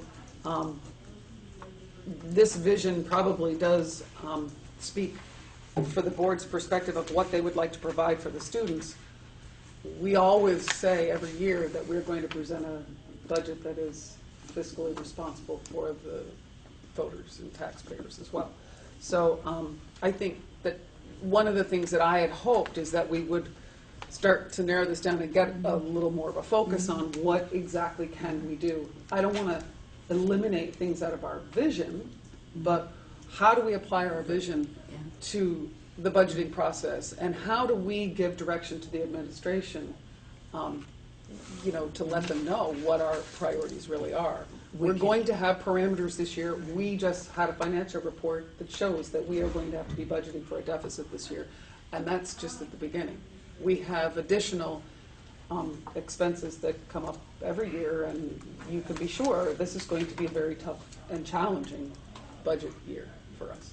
So maybe do our priorities for immediate, and then our priorities, then at a later Right. meeting after we've hashed out and the dust is settled, then we figure out a 5-year plan based on this. I mean, we did date this out to Document. 2020 Yeah. on purpose, because So- we know that Mhm. this all can't, the needs can't be met immediately. So that's why it says Mhm. 2020 on Mhm. there. So, were you suggesting we do that and bring them back, send, If we have time. I mean, I don't, tonight might be a But, yeah, I little don't- awkward to try and do that. yeah, I think we'd have to do it on our own and then. And be bring prepared them. with a board or somehow we sticky something or something that, so you could graph out. Yeah, I think that you should, if the board wants to, they can either submit that, electronically to me and I can tally it, or we can bring them all back together and do something visually together at a board meeting. We do have to be careful about the amount of time, but I do think it's nice to show, I mean, not nice, but it's instructive to the school community to know that you're all sharing, your views on this, past elements of this vision. Would it be easier I had- electronically? Well, I leave that as open because that's a way to get somewhere before you get to this next Yeah. meeting, Yeah. That's, So we'll have to resend this as That's in a the PDF problem. form right now. oh, it's only PDF right now? So Oh, we'll yeah, need you to, said you said- okay, yeah. I can send it to you in Word. I can do that before I leave tonight, actually. So Now, what? if you want to do that, now, we've only, I don't want to assume, because Patty gave Yeah. the suggestion that that's how everybody wants to commit to the further clarification of this. I do think if I sent it to you in Word, if you could, underline or underscore additions or edits that you might want to make, and give an opportunity for that feedback as well. Not only Howie, I'm looking at Howie because he made a specific suggestion, but that this I should think be it makes your sense. organic Yeah, document. I think it's good. Good idea. And if you're ready to go forward with that, I just wanted to clarify a couple of points for you. It's 6B, you're on 6 there, and you see B, revision of the WCSU guidelines for supervision evaluation. This is going to happen regardless of you or your priority for that, because we have a new renewal for license for all our teachers, new renewal license requirements, and I explained in my superintendent's report what I was doing about that. So that's not necessarily an additional cost or something that that I really think is much matter of public discussion. The first part of that, though, financial support via the budget investments for improving strategies for instruction and assessment, is certainly a concern, one that's a public. And then the other one I'd call your attention to is 9. Number 9, you really don't have too much choice about this. I don't. And there are people who would say, well, to heck with the Common Core or whatever, but you There's are some saying under the direction and under the authority of the State Board of Education. So, we list those because they will cost money, but, in terms of you saying, well, that's a priority for me or not, I respect your opinion that it's not your priority, but it has to be your administration's legal responsibility. And if you're not familiar with the EQS, and if you're not familiar with the framework, especially, you should be. And you can get those on the AOE website. I did a number of presentations a year ago about elements of the EQS, Yep. not of the EQS, but of components that were part of Act 77, personal learning plan, dual enrollment, early college. So some past documents put it in some pretty friendly language, like what is it, how does it affect students, how does it affect teachers, how does it affect the board, how does it affect the budget. And that's one of the things we got to start budgeting for next year, because next year is the first time we will be having to pay our portion of dual enrollment, that is CCV tuition, for courses that are offered at Leland and Gray that students can receive CCV credit for.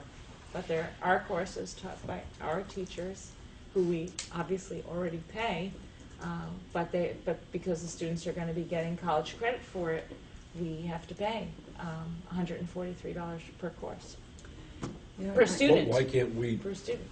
pass that cost along to the students who are taking the course? We can. Haven't we always done that with AP? They pay for the test? Students eligible for free and reduced meals don't pay for the test. But that doesn't, Well- I can't tell you if that comes out of their pocket or not. I don't remember if that's something that they just get automatically. So, right, that would have to be a decision from the board. Do we want to Right. require that? Because they still would get no, they wouldn't even get 2 free courses. Well, So- one of the whole reasons for doing this is to make sure that students who may not be interested in going to college, Yeah. this would present an opportunity for them.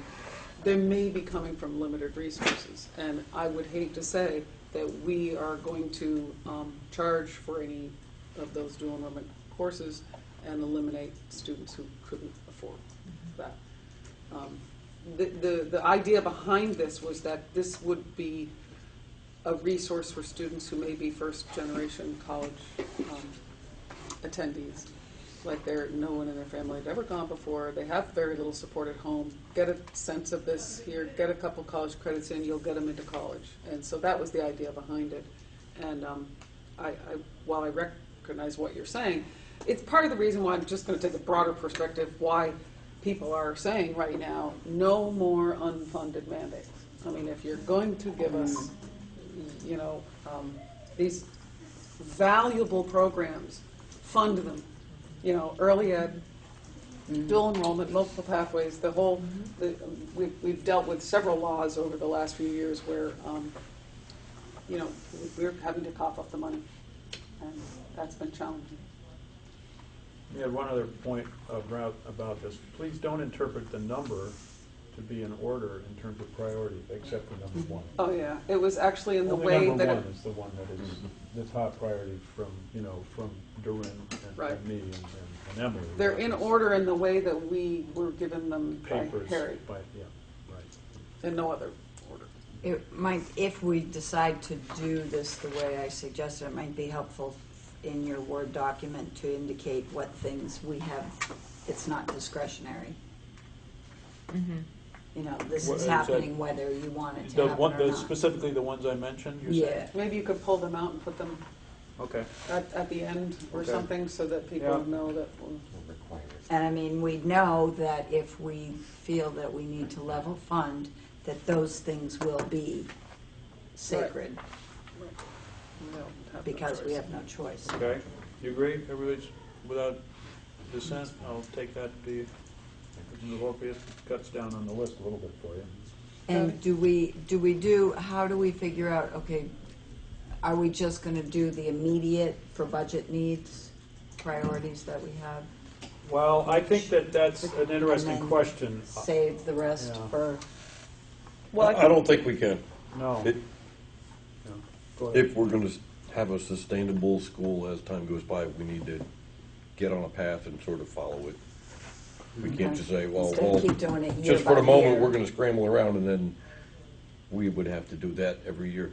That's why we're looking out to 2020, in fact. Right. I mean, but we could do the immediate for budget purposes and then have another exercise with the rest that's left and prioritize. I don't know, it's Well, up to, Yeah, from your. and have it all done by the end of this year. Yeah, well, from the administration's point of view, I would much rather see the 2020 be defined. Okay. And then I can work backwards, or Doreen and I can work backwards in okay, terms yeah. of what the staffing Yeah, I would remember mean that. and how that would work. Okay. Now, it might not be good news for you, and you might criticize it and say, as I've been told many times before when I've made recommendations, we respectfully decline to support that recommendation. So that, you can always be in that situation, but if we start from just the immediate of this year, once again, as I think Mike says, we're not going to be on a path to sustainability. Yeah. Okay. Well, I don't think anyone on this board is going to forget, but I'm going to say it anyway, because I'm not going to let this go. We failed our budget twice last year. It took 3 times to get it to pass. We will be, feeling the pressure this year. And we don't want that to happen again. We don't want that to happen again. So we've got to present a responsible budget that meets the needs of our kids and is fiscally And we've got to sound. communicate it. and then we have to communicate it. Yeah. And I've shared the deficits, at least from some of your member towns, so you know what the budgets are facing in those Right, elementary schools. because that will impact, it's gonna impact them probably more than us, but, you remember in a normal year, we will have passed our budget when town meeting comes around and people are voting on their elementary school budgets or their town school budgets. Last year, we did not. So, people were feeling the pocket squeeze already when we did finally pass our budget. So, At the same time, number 10 is specifically referring to yep, it an is. increase because the need that's there. And when we sought to maintain positions at the expense of building costs. And we have a building and grounds committee that meets twice a month. And basically, the money's all spent. I mean, everything we need to do, or should I say, much of what we need to do is, I mean, it's going out now. There's no room in there for, heaven forbid, something to go really wrong with the heating system or something else. And we still have the same problems with the kitchen, as well as technology. And we want to have a technology classroom that's set up so that there's computer stations everywhere and that that's where the 3D printer would go. That would be part of expanding computer science, which is, we reintroduced it a year ago, and enrollment is higher in those courses this year because we've been doing the prep work for them. And the rust is still there, and it needs to be dealt with. Yep. And we did Yep. buy a driver ed card, now it's a year older, and, Right. so Right. I just, And if cuts need to be made to staff or faculty or whatever, it's part of our budget process. It's not a 6 o'clock at night That's right. decision we're making. Right. It's Absolutely. well out there, it needs to be it's- presented, and we need to have a conversation yes, about it, include yes. everybody in the conversation. Include and then- everybody in the conversation and give then make a everybody a decision. chance to weigh in, and if a bunch of public shows up, it's like, well, you didn't support it last year, you didn't support the budget. Howie, It seems pretty obvious that we're gonna be cutting staff, and we need to plan for it. I hate to, say it, but if we can't increase the enrollment, and that doesn't seem too likely given everybody's enrollment is down, cuts are gonna have to be made, so that's what I think the mandate that we as a board have to give the administration to, when we look ahead to 2020, we're looking at a school with less teachers. And we need to Probably figure even out, next year. we need to figure out how to get there, ideally through attrition. We have plenty of teachers who are looking to Absolutely. retire. And we need we've to already really- started that path. Yeah, so that's where it's at. I mean, that's a simple answer to the whole thing. Lowering our teacher to student ratio. Well, I was just gonna say, we Our do have to student think about teacher class ratio. sizes and Yeah, the we have to student-teacher bigger ratio. classes, and we need to figure out how to gracefully be a school with less teachers because we have less kids. Right. But provide as good an education. Well, and that's where the collaboration pieces come in and some of the other stuff, so that we don't lose opportunities. Absolutely. Number We need to be 7. creative. Number 7 specifically speaks to that. Mhm. Well, it's up in number 5 too, multiple days, multiple locations. Right. I mean, Right. we hit on it in a number of places. We did, we talked about it quite often. So Stephen, you'll redo this I'll and then send this out send by us out email to you and with with the, instructions, basically? Yeah, Okay. yeah. Does that work for everybody? Does anybody have any objections? Now, the question is, Patty, can I ask you, Sure. how do you propose that we do this? Do we give people each five stars they put on things, or what do we do? I mean, the problem with the statistical prioritization is if I list these out and then you put down your number of what's your number 1 and what's your number 2 and number Yeah. 3. If that's what you want to do, then that would be inclusive of the whole list, and I can try to tally that out. The other way to do this at some occasions is for each person have 5 stickies, and they go put these, stickies on the priority that they choose, the top 5. Yeah.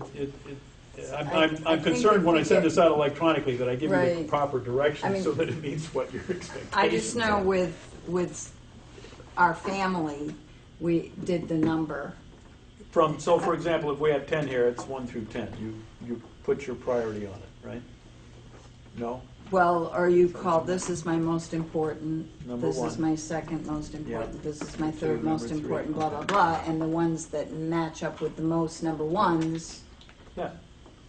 and the most number Rises to the twos. surface. And Yeah. what are you gonna do with That's the, it, Callan. the subheadings with the A, B, Well, that's a Cs? problem. You see, we have these subheadings that are complicating your thing because they aren't necessarily all the same. I mean, they are different aspects under that category, but you know, that's a complicating factor too. I guess what I'd like to say is, why don't I give you, I'm throwing out this idea, why don't I give you 10 points and you put them on the 10, your favorite 10, your top 10. Yeah, I think that's a good idea. And then we'll see where we have the most talent. Okay. So ranked or just, Okay. what's your top No, 10? you No, he's just saying top not Just ranked, saying top just, 10. just which are I'm the just 10 most clarifying. important to you. Yeah, yeah. And I'm he'll trying to write it down explain so I that in the remember, like I directions when he said. sends it to you. And you we'll- also choose 5 and put 2 on each. Well, that's true. I give 10, the top 10 stars, Sure, why okay? not? And if you want to put a whole lot of stars You on want one to of them, put that's 10 your on business. one thing, then go right And ahead. so But on the how other do hand, you- I'm going to have to keep that in mind, because that's really the one opinion. You see, otherwise it would represent 10 Right. different people supporting the same priority. I think That's a little bit dangerous. we're a collaborative board. I think we'll get through this. Well, what I'm- And so now then, We'll how have a do we conversation about it. figure out how we stretch these out through a, I think if you all vote 10 and you 5 give year. 1 star for each of your top 10, you know, asterisk there, I think we'll end up with a tally that really indicates what the collective wisdom is of the board. for the next 5? Well, I don't know, Through we'll 20. see. If we don't think we like it when we get the answer back, we okay. can change our mind. Okay. That's yours as a board. If you That's right, have, because you're working backwards. how he's supposed to Yeah. give a little, I hope he remembers to do it, and if he doesn't, you should ask him to. What you'd like to see added into this. Yeah. If anybody else wants something added, if you think something's missing, Right, send it immediately to Yeah. Stephen Yeah. and I, yeah. so that we Yeah. know and can get this in here. So it can be Because- included but- when he sends it out. And for example, if you put a star on something and you want to have it revised slightly, then you change your language there. I'm welcoming edits because this is a collective document, and you just underline and indicate that you know, that's Or your bold change. it, or Yeah, do change something the that color or changes, yeah. something. Okay? Okay, and then I'll take that, I'll add that in my tally, you know, in terms of your specific request for change, to revision. We can't do Google documents. Well, for our board. I have the capacity within the Google Docs system. I'm not sure I want to commit to We're very everybody careful editing about it. into their stuff. We're very I've careful I've about had this some board. disasters that I way. mean, No, honestly, I've if we're all. been down both paths of Yeah. working really well and not working at all. Well, Just curious, actually. What if we my could do biggest it concern about that as is, far as, are we archiving. making decisions behind the scenes as a group? Right, see, that's a And problem. so with that's board where I members. have an Right. issue with That's it. what That's I why I was don't want us to asking. use Google Docs as a board, because Why then don't we're we have actually a second deliberating. September meeting? Why don't we have one? A second meeting in September, specific to this. Well, that's the thought. We can do that. Indeed. Yeah. Yeah, because then you We've all already have got- to The budget come up with conversations something are based on what we. Yeah. Mm-hmm. You've got to retreat, you have the WCSU board meeting on the 24th, keep that in mind, of September. And you may not have been planning to attend, Mike, but I'm just pointing out the other people I would already encourage all have of you. another meeting they may be going to. And don't forget the, it's not on The here. is it? regional, The VSBA regional What's the date of it? September 17th. 17th. Before you vote on it. sorry, it's not on there. No. It's not on there, I wrote it on mine, because I knew I Oh, was going to it's it. nice. It is September 17th, and that's at Springfield High. And I would encourage every one of you to come to this. You want to hear what our Secretary of Education is going to share. I hope you'll make it. It's in Springfield. If anybody Yes. needs a ride, you should let us know, whatever. Now, when is that again? September 17th, 5 p.m., Springfield High. I have that written down somewhere. And the audience specifically, Emily, on that date is school School board board members? members and administrators essentially, but it's open to anybody who wants to come. Is it September 17th? Yes. Yep. 5 o'clock. You have to RSVP though, so if anybody wants to go, because they provide food, Yeah. a light meal. They provide a little sandwich and. And you'll probably get board members may get, maybe, because VSBA sends out, Yeah, you'll get a solicitation. A again, reminder yeah. that- if you haven't signed up, you should. This is entitled what? It's called the, It's the The Vermont School School Board Boards Association Regional meeting. Fall Somebody regional said it to meetings. me. Southeast Make it go Vermont. right on my calendar. Well, it's the, actually, Southwest. it's, No, southeast. no, it's actually, it's a little, just, it's our regional meeting. We've combined two regions this year. We've combined Wyndham and Windsor this year Guess because you know we about have the Secretary of Education coming and presenting, and we usually have why we're in 11 Springfield. meetings in the fall. We're only doing 6 because we knew we couldn't ask her to go out to 11. Yeah, okay. So we've combined it. Thank you. Then we have a 924, right? There's And there is a another 924 meeting, the Wyndham Central Supervisory Union's 9/17, retreat. 9/24, I could do it. Well, what about 23? Yeah, 23 is our traditional second meeting date. Yeah. What'd you say, the 23rd? 23rd, you know, second and fourth Tuesdays were our Yeah, traditional. let's see what I can bail out at there. Yeah. but maybe- Honestly, the way they've been I have dumping on Dover. our night. I know. No, I have Dover, but I. Why can are do they it. that night? They're usually Monday now. They, How do you deal Dover? with this? no, Dover's on. Mondays. No, they're on Tuesdays. You're right. They've switched to Tuesdays. Don't get me more confused. I'm telling you. They used to always be Mondays and then they switched them to Tuesdays. Dover meets twice a month, so I have a choice about when to go. I usually go to the second one because the first of the month is always one conflicts with Wardsboro and other. There's rarely any night that doesn't conflict with some board. So don't let that stand in the way. If you want to meet on the 23rd, go for it. I could do the 18th. I could do the 16th. Those are 23rd bad for you? No, I can do the 23rd. I'm just saying if you want to go to Dover. No, I don't. But if we did our homework and came with a prioritized or top 10 and compared notes and it was pretty similar, it doesn't seem like it'd be a very long conversation that we couldn't have in October. But then we could realize in October that we're not all on the same page. And then we got a big Schedule problem. a second October meeting. Would that be easier or harder? Well, in That would be September? a problem for the administration. It's a little late. It's a little late Too for hard us. because it's Yeah. budget season. Yeah. We really have to, see, some of what you're doing here influences my recommendations to the WCSU board regarding the budget for the So the- superintendent's office and so forth. So we and should meet agency before funds. the 23rd because that doesn't give you a lot of time to talk to the board the next night, or does it? Oh, that's no, a- I don't, well, that's that fine. meeting That's is, fine. that meeting's not gonna be a budget meeting on the Oh. 24th. That's WC. That happens later in October with the executive committee regarding finance. Okay. Would it be possible for us to do, you know, our choices, to send them Yeah. in, you could correlate Yeah. a I can revised tally, yeah. revision, I Yeah. guess, and then we can meet and discuss that. I mean, That'd give you a means or a we'd basis to have discuss. something, yeah, we'd have something there. I like that. I think that was what. Yeah, That's what we're, That's what Patty was Yeah. suggesting, and I think we just moved up the meeting from being in October to being, you know, in late September. if so you then want. by October. Can if everybody we- at this table meet on the 23rd? Yes. Yep. Mhm. What day is it? It's a Tuesday. Tuesday. It's a Tuesday. Yeah, it's the Two fourth weeks from Tuesday. today. It's like 2 the weeks good old from days. today. We'll have a quorum if we have, and I'd really like to It's have like all the of good you old here, days when we had meetings twice a month. including the other two. Don't Okay. last until Yeah. 10, So we'll 11 o'clock. schedule, do you want, Karen will does be 7 thrilled work for we'll you, get or would bills you and like to pay have a orders different done. time? Could do it earlier. Earlier is good. How about others? Mike? Really not ideal for me, but I don't want to put things up here. I can probably do early. Oh, really? Does earlier help? Is it the day or the Earlier would time? help. I have to leave for New York at 6 a.m. the next day. So Oh, well. Early. So we're gonna is good. get, so how about a little bit early? Can anybody make it earlier? It's better. Yes. Getting home earlier for my kids is way better. Yeah. Good. This is very So late. 6? Yeah. 6 is great. Does 6 work? Yeah, We'll be out of here by 7:30 at the latest. yeah. Guaranteed? Guaranteed. We can make it It's happen. up to all of you. If we're laconic, No, that's it's September. Tuesday, the we're all laconic. so we can September make it happen. 23rd, 6 o'clock, 23rd, with one item on the agenda, 6 hopefully. o'clock. Yes, One let's item. make that. Well, I mean, unless something emergency comes Oh, up, yeah. you never know. There might have to be something, but we'll put it, the agenda will go out ahead of time, so it will be one topic. It's here. It'll be here. Thank you. Okay, Brandon. 6 o'clock, the 23rd. And we'll all be laconic. All right. Reach out on that one, Tony.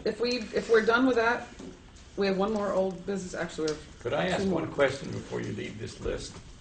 Sure. Number 11, I wonder if you could expand on what that means. Let me look at it. This is alluding to the, directly to the pressures we feel or the realities we face regarding our students' mental health and physical health. We have taken some initiative. Doreen has certainly gotten a grant or been able to get a free dental clinic for students.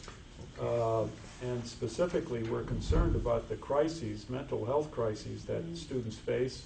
Right. And so when we're talking about caring for the whole child, we certainly know about nutrition and hear a lot about that. But in terms of their physical and mental health, the education quality standards speak to the physical, physical ed requirements or exercise requirements and so forth. But it's Does that answer it? Yeah. Yep. No? Yep. Okay. Thank you. Excellent. All right, so moving on, we have two more things. Approve the auditor's report meeting minutes. Very Nobody can interesting. find. Nobody can find evidence we that we approved actually those. approved the minutes I mean, of there the was- auditor's report meeting.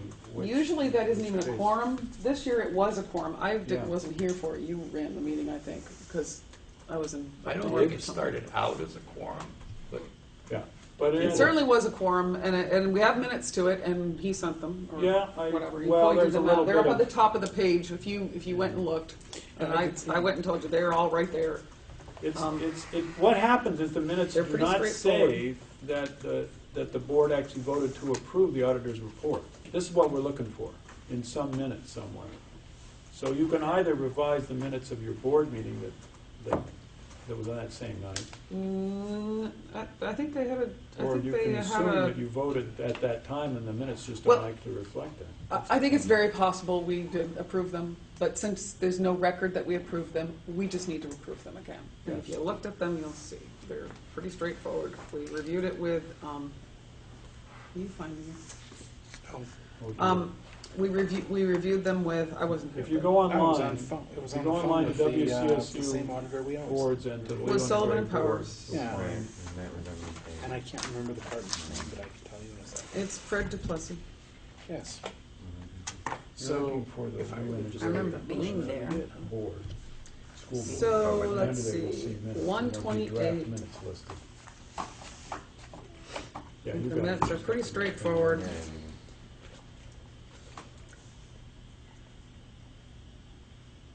I don't know whether they It explicitly says say very approved. simply, I'll read it to you. It tells who was here, and there was a quorum of the board. And I wasn't here, but the rest of you, a lot of you were. And you were here, and so was Frank. No members of the public. And then it says, the agenda called for the meeting to start in Leland and Gray, A12, at 6:30, but there was no quorum until 6:40. Board members listened to the auditor's report from Sullivan and Powers and Company by phone. That was Fred Duplessis. He does our work from Sullivan and Powers. Board members moved to the library to continue the meeting, Bruce. So, it doesn't even say whether Yeah, this is the it was, problem. I mean, it doesn't say literally whether it was adjourned or not. Those were the minutes. We should have clarified that. Yeah. So you could essentially say, because it says the board members moved to the library to continue the meeting, that since we approved the regular meeting minutes that night, this included them. But because we want to be very clear, I think we could probably approve these as they stand. Well, how do we? Move know to that- approve them as they stand. Excuse me, Yeah, I was before- gonna say. Wait, Wait a minute. What- No, go I ahead. just want to point out There's that no what the second. auditors want to see is a motion by the board that you approve the auditor's report. Approved or accepted? I don't care about Accepted, I that. think, yeah. I don't remember Yes, us sir. ever doing that. I don't remember us doing that at that Well, meeting. that's good. We always approved it at the regular meeting, you know, the meeting that Oh. followed with everybody there because we had elected auditors, Okay, okay? That's It's what's this one changed in for us. We here, no longer folks. have elected auditors at that annual meeting Right. in the gym. And so the we, independent auditor's report. it's independent auditors report. It goes for, well, it's for FY13. Okay. The FY14 audit is being conducted as we speak, well, 1 week from today. So if they need to hear that we can't change that, if you're Well, you saying can- we can't change. We Can haven't we- Well, voted you to. can correct the minutes if Yeah, your we haven't recollection voted is to that you had a approve them vote yet. to improve them. But if you haven't voted to approve them yet, you can do that tonight. I mean, All right, so what's the motion you want? Because clearly we all. Well, in that case, I move to participated. approve or accept the auditor's report for fiscal year 2013. Is it 13? Yeah, Yeah. Second. FY13. Okay, it's been moved and seconded. Is- Okay. Jeremy did, is that what you need? That's what we need, and if we do it tonight, that's fine. If we go back and correct those minutes, if we recollect that we did it. But I think the board recognizes, we're not sure whether we actually so voted on that night. I don't. So we should do it tonight. Okay, so because we're it's doing the it same tonight then. report. We've already made a motion and a second, so if there's The no report other, hasn't changed. if there's no other comment, are we ready to vote? Yes. All those in favor of the motion to, did you say accept? Accept. Accept, Accept actually, the auditor's accept the report. auditor's report FY13 for auditor's FY report. 13, please say aye. Aye. And opposed? Abstentions? Motion passes. Thank you. Okay, so the last thing was, and you weren't here to hear it, but Bauman had asked for us to have a conversation around the school start times. So Bauman, I'll turn it over to you just to give a quick summary, and then we'll do it at a future meeting. Sure. Real quick, I just really want to introduce the subject again. There seems to be increasing amount of research and data that starting the school day an hour later has a lot of benefits. Better performance, better, less absenteeism, less tardiness. The list goes on and on. I understand that there are some practical issues around it. I would encourage the board to initiate a discussion amongst ourselves, but also with the staff, with the administration, with the students, the families, and the community as a whole. And hear what the issues are, figure out what the problems are, and see if there's a consensus. If everybody agrees, if there's a majority who agree that this is something that's going to be good for the students, and that we move forward on it. If it turns out that it's not a good idea, at least we tried. Am I right that we actually did sort of say that before? We did encourage Stephen to go ahead and pursue it with the elementary districts? Yeah, if memory serves, there was some sort of issue with transportation. Well, there is an issue with transportation, but it's not unsurmountable, but it's money. You know, it was, at the time, it was $10,000, and specifically it would fall It was to on one Wardsboro school district, Wardsboro. because of their location. But that doesn't mean that Leland and Gray as a board couldn't still advocate for it and include that expense. I mean, you could be providing for high school transportation as you do actually in your budget. So I don't think I wouldn't put that as an obstacle, but it is the kind of thing in discussion that comes up. But first of all, before you get to the finances and the issue of a regional transportation contract and busing, you have to get to whether people in fact conceptually. Which is what Bauman's asking for. Right, because the Right. conversation's stopping because it's a problem with the transportation. Right. Just doesn't sit well with me. I agree. No, and I think it was stopping for that, It was stopping for that particular school year. fiscal year. Yeah. because it was too late to change the transportation or something like that. So, I mean, even if it's, I mean, clearly it's not going to happen, nothing's going to happen for this school year, but even for next school year, but I just I hear that this issue come up more and more. It's nationally now. It was in the news. Brattleboro does it, So, don't they? Yeah, Brattleboro does Brattleboro's it. already doing it. Brattleboro's been doing it for a couple of years, and Yeah. they have issues with their school. Everything is not hunky-dory with that, with their school bus, I mean. Right. So can we put this on the agenda for October? Yeah. Can I mention that Stephen presented this to the faculty about 2 years ago? And we had, because there was so much talk, and the faculty wanted to hear directly from Stephen about the benefits and for he to have an opportunity to hear from them. And the vast majority opposed changing the start time to the school day. And they gave many reasons why. And so I just want, we have very strong faculty, with strong views, and I see that all as a very good thing. And so when you talk about Well, they- spreading that knowledge and getting the buy-in from the community, I think it's important to do that with our teachers. In fact, that's Absolutely. exactly what Mama said. So Absolutely. I think the Yeah. point of this is that we need to have the conversation with a broad group, with many groups of people, and then the board gets to make the decision in the end. And if the teachers have a problem with it, I'm certain that they will come and tell us, and that will inform our decision, for sure.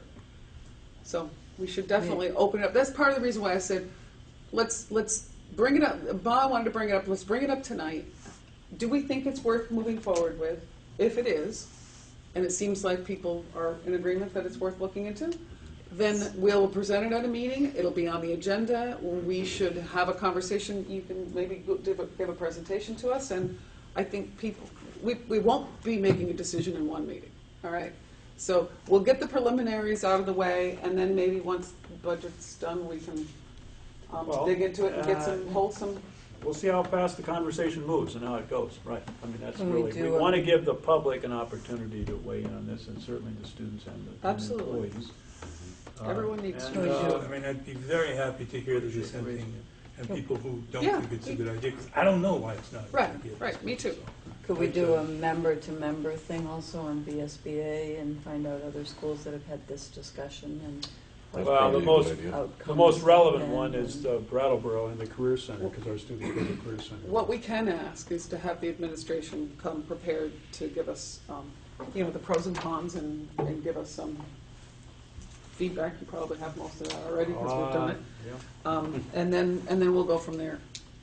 Does that work? So we'll Thank you. put it on for the agenda for October? Great, I got it on my All right, notes here. great, thank you. Thanks, Bob. Good to be on top of things. Is that something that I should put in the minutes? You should put it in Yes. the Yes, minutes that the absolutely. board wants to see this on the agenda for next month, for October, whatever our next meeting date is in October. And this 14th. is- 14th. It's a late Discussion start, about discussion of a- changing the of a- start time for the middle and high school. The start of the day, Yes. Okay? start of the day of the schedule. That's old business, new business, open meeting law, posting locations for agendas and minutes. We were supposed to have that conversation. Are there any questions among the board on the open meeting law? I know we've shared the information about it. We have a process that seems to be quite effective and workable. If there's any questions about it or suggestions Where's the about third improving it. posting, first of all? Third posting We is- identified two the last is- time. Is my place and yours, huh? Right. That's the problem. And so that was the problem, and so we were trying to figure out a way to meet the letter of the law, which is the third posting, but maybe meet the letter of the law and exceed it by having a posting in each town. So you were all We used supposed to to have a go and posting in look each into your town. towns and decide what would be best. Pardon me? I believe we used to have a posting in each town. Well, if we did, it's fallen by I don't know the who's- wayside, I don't know 'cause who we used to have do anybody it. I mean, who did responsible it? to do it. Who did the No posting? idea. Well, I mean, Bruce is clerk, and we made it pretty clear we weren't gonna ask Bruce to drive around to the 5 towns to put every agenda and minutes up. We talked about, at the last meeting, having administrative assistants in each town just put it on their school bulletin board. It could be emailed to them and put it there, but of course, they're not there 12 months out of the year. We do meet 12 months out of the year. So, that was the daunting, we do need a third posting by law. Local school or. Online doesn't the count. Town clerk. Yeah. Online is necessary, but it's an addition. And, I mean, you're talking July and August, right? I don't know, Stephen would have to answer that one. Yeah, with no- I appreciate the dilemma. I think I just have to try something and see what we can do to get it done. Why don't we leave it at that? Bruce has his I'll hand work up. either through the local school during the school year and the town clerk, or if I get the town clerks to do it, email it to the town clerks, and they just, on a regular basis, Well, I'll do Post it. Jamaica if that's all. post it. about post it transparency, that's physically. I mean, what we're talking about is a physical posting on a bulletin board, at the town or the school. I mean, if there's a school board member in each town who is willing to take that on, feel free to reach out. I'm willing to Bruce? take it on in the We, summer. we keep talking about not communicating with the communities, and this seems like an area where we could send an email to each of the select board members, to the clerk of each town, and pick a long list and make it look just like what board members here get.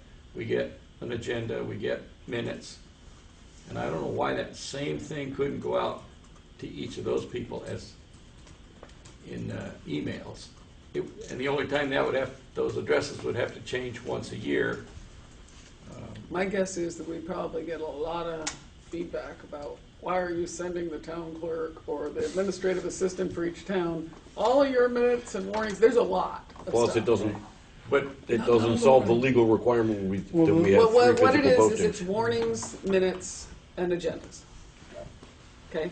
That's what's Minutes have to be required. posted, Uh-huh. Within 5 days. but I thought that was only on the website. No. No, we should be They doing that. physically have to be hanging on a bulletin board. Yes. Yeah, we're Three still in the, places. You're in Vermont, Joe. That's right.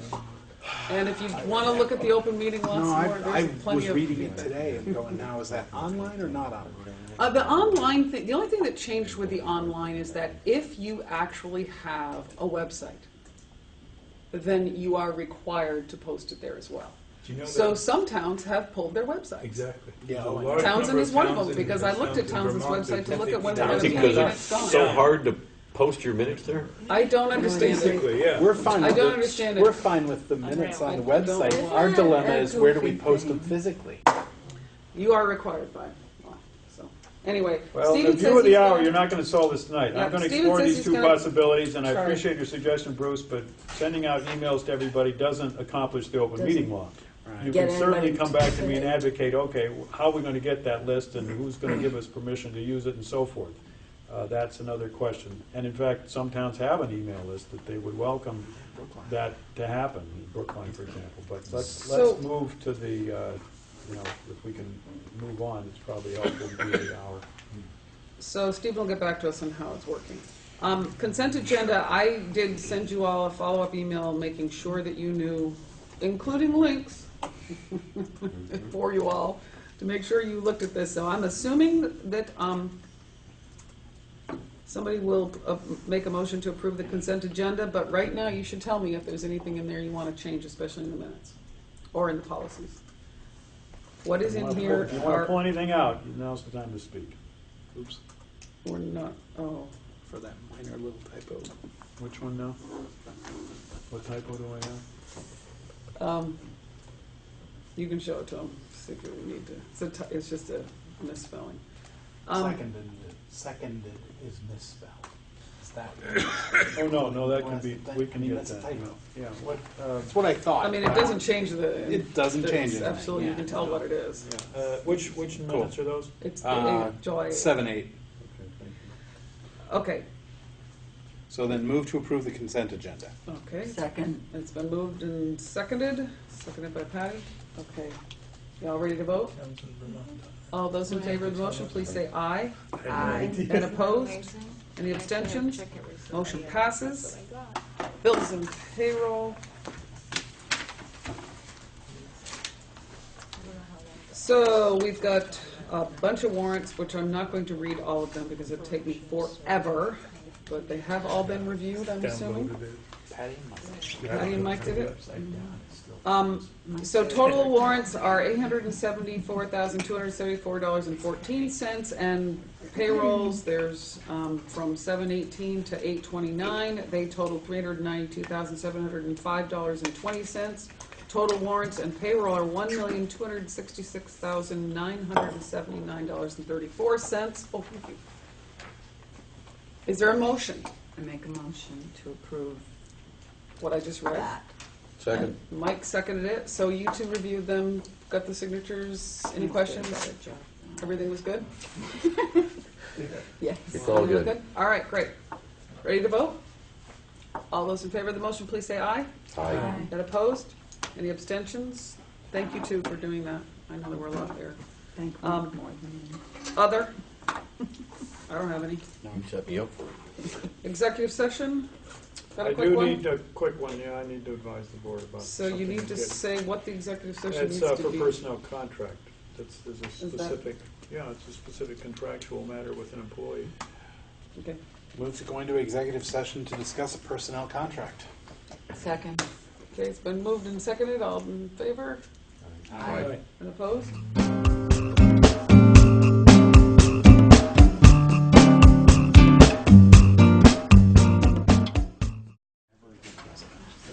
Okay, we're out of executive session. Move to Done. adjourn. Let me just look at the agenda. Is there Yes, we anything took no else? action. Move to adjourn. There is no action on the executive session, but was there anything else on the agenda? No. Just remember the meetings. September 23rd, 6 o'clock here for the visioning. The regional meeting for VSBA up at Springfield High School on the 17th. October 14th is our next regular school board meeting, and the Wyndham Central Board Retreat is September 24th at 5 at the Hermitage, right? Yeah, The that's right. Hermitage in It's, Dover, where it was last dinner will year. be served at 5, but we probably will convene a meeting shortly, as soon as people gather, at least start the meeting. And I think dinner is actually being served at 6:30. Right.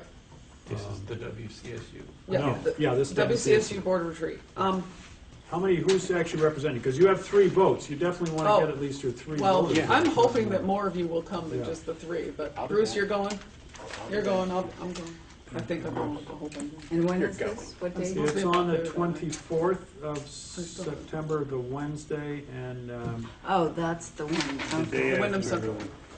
Okay, so there's a motion, I think, did you make a Yeah, I motion? made a motion. Somebody made a motion. Go out of No, we've already Oh, no, done I that. already moved to Oh. adjourn. Yeah, okay, well, no one seconded it, so I Second. told. Okay, it's been moved by Joe and seconded by Mike to Wait. adjourn. All those in favor? Aye. Opposed? Thank you all very much.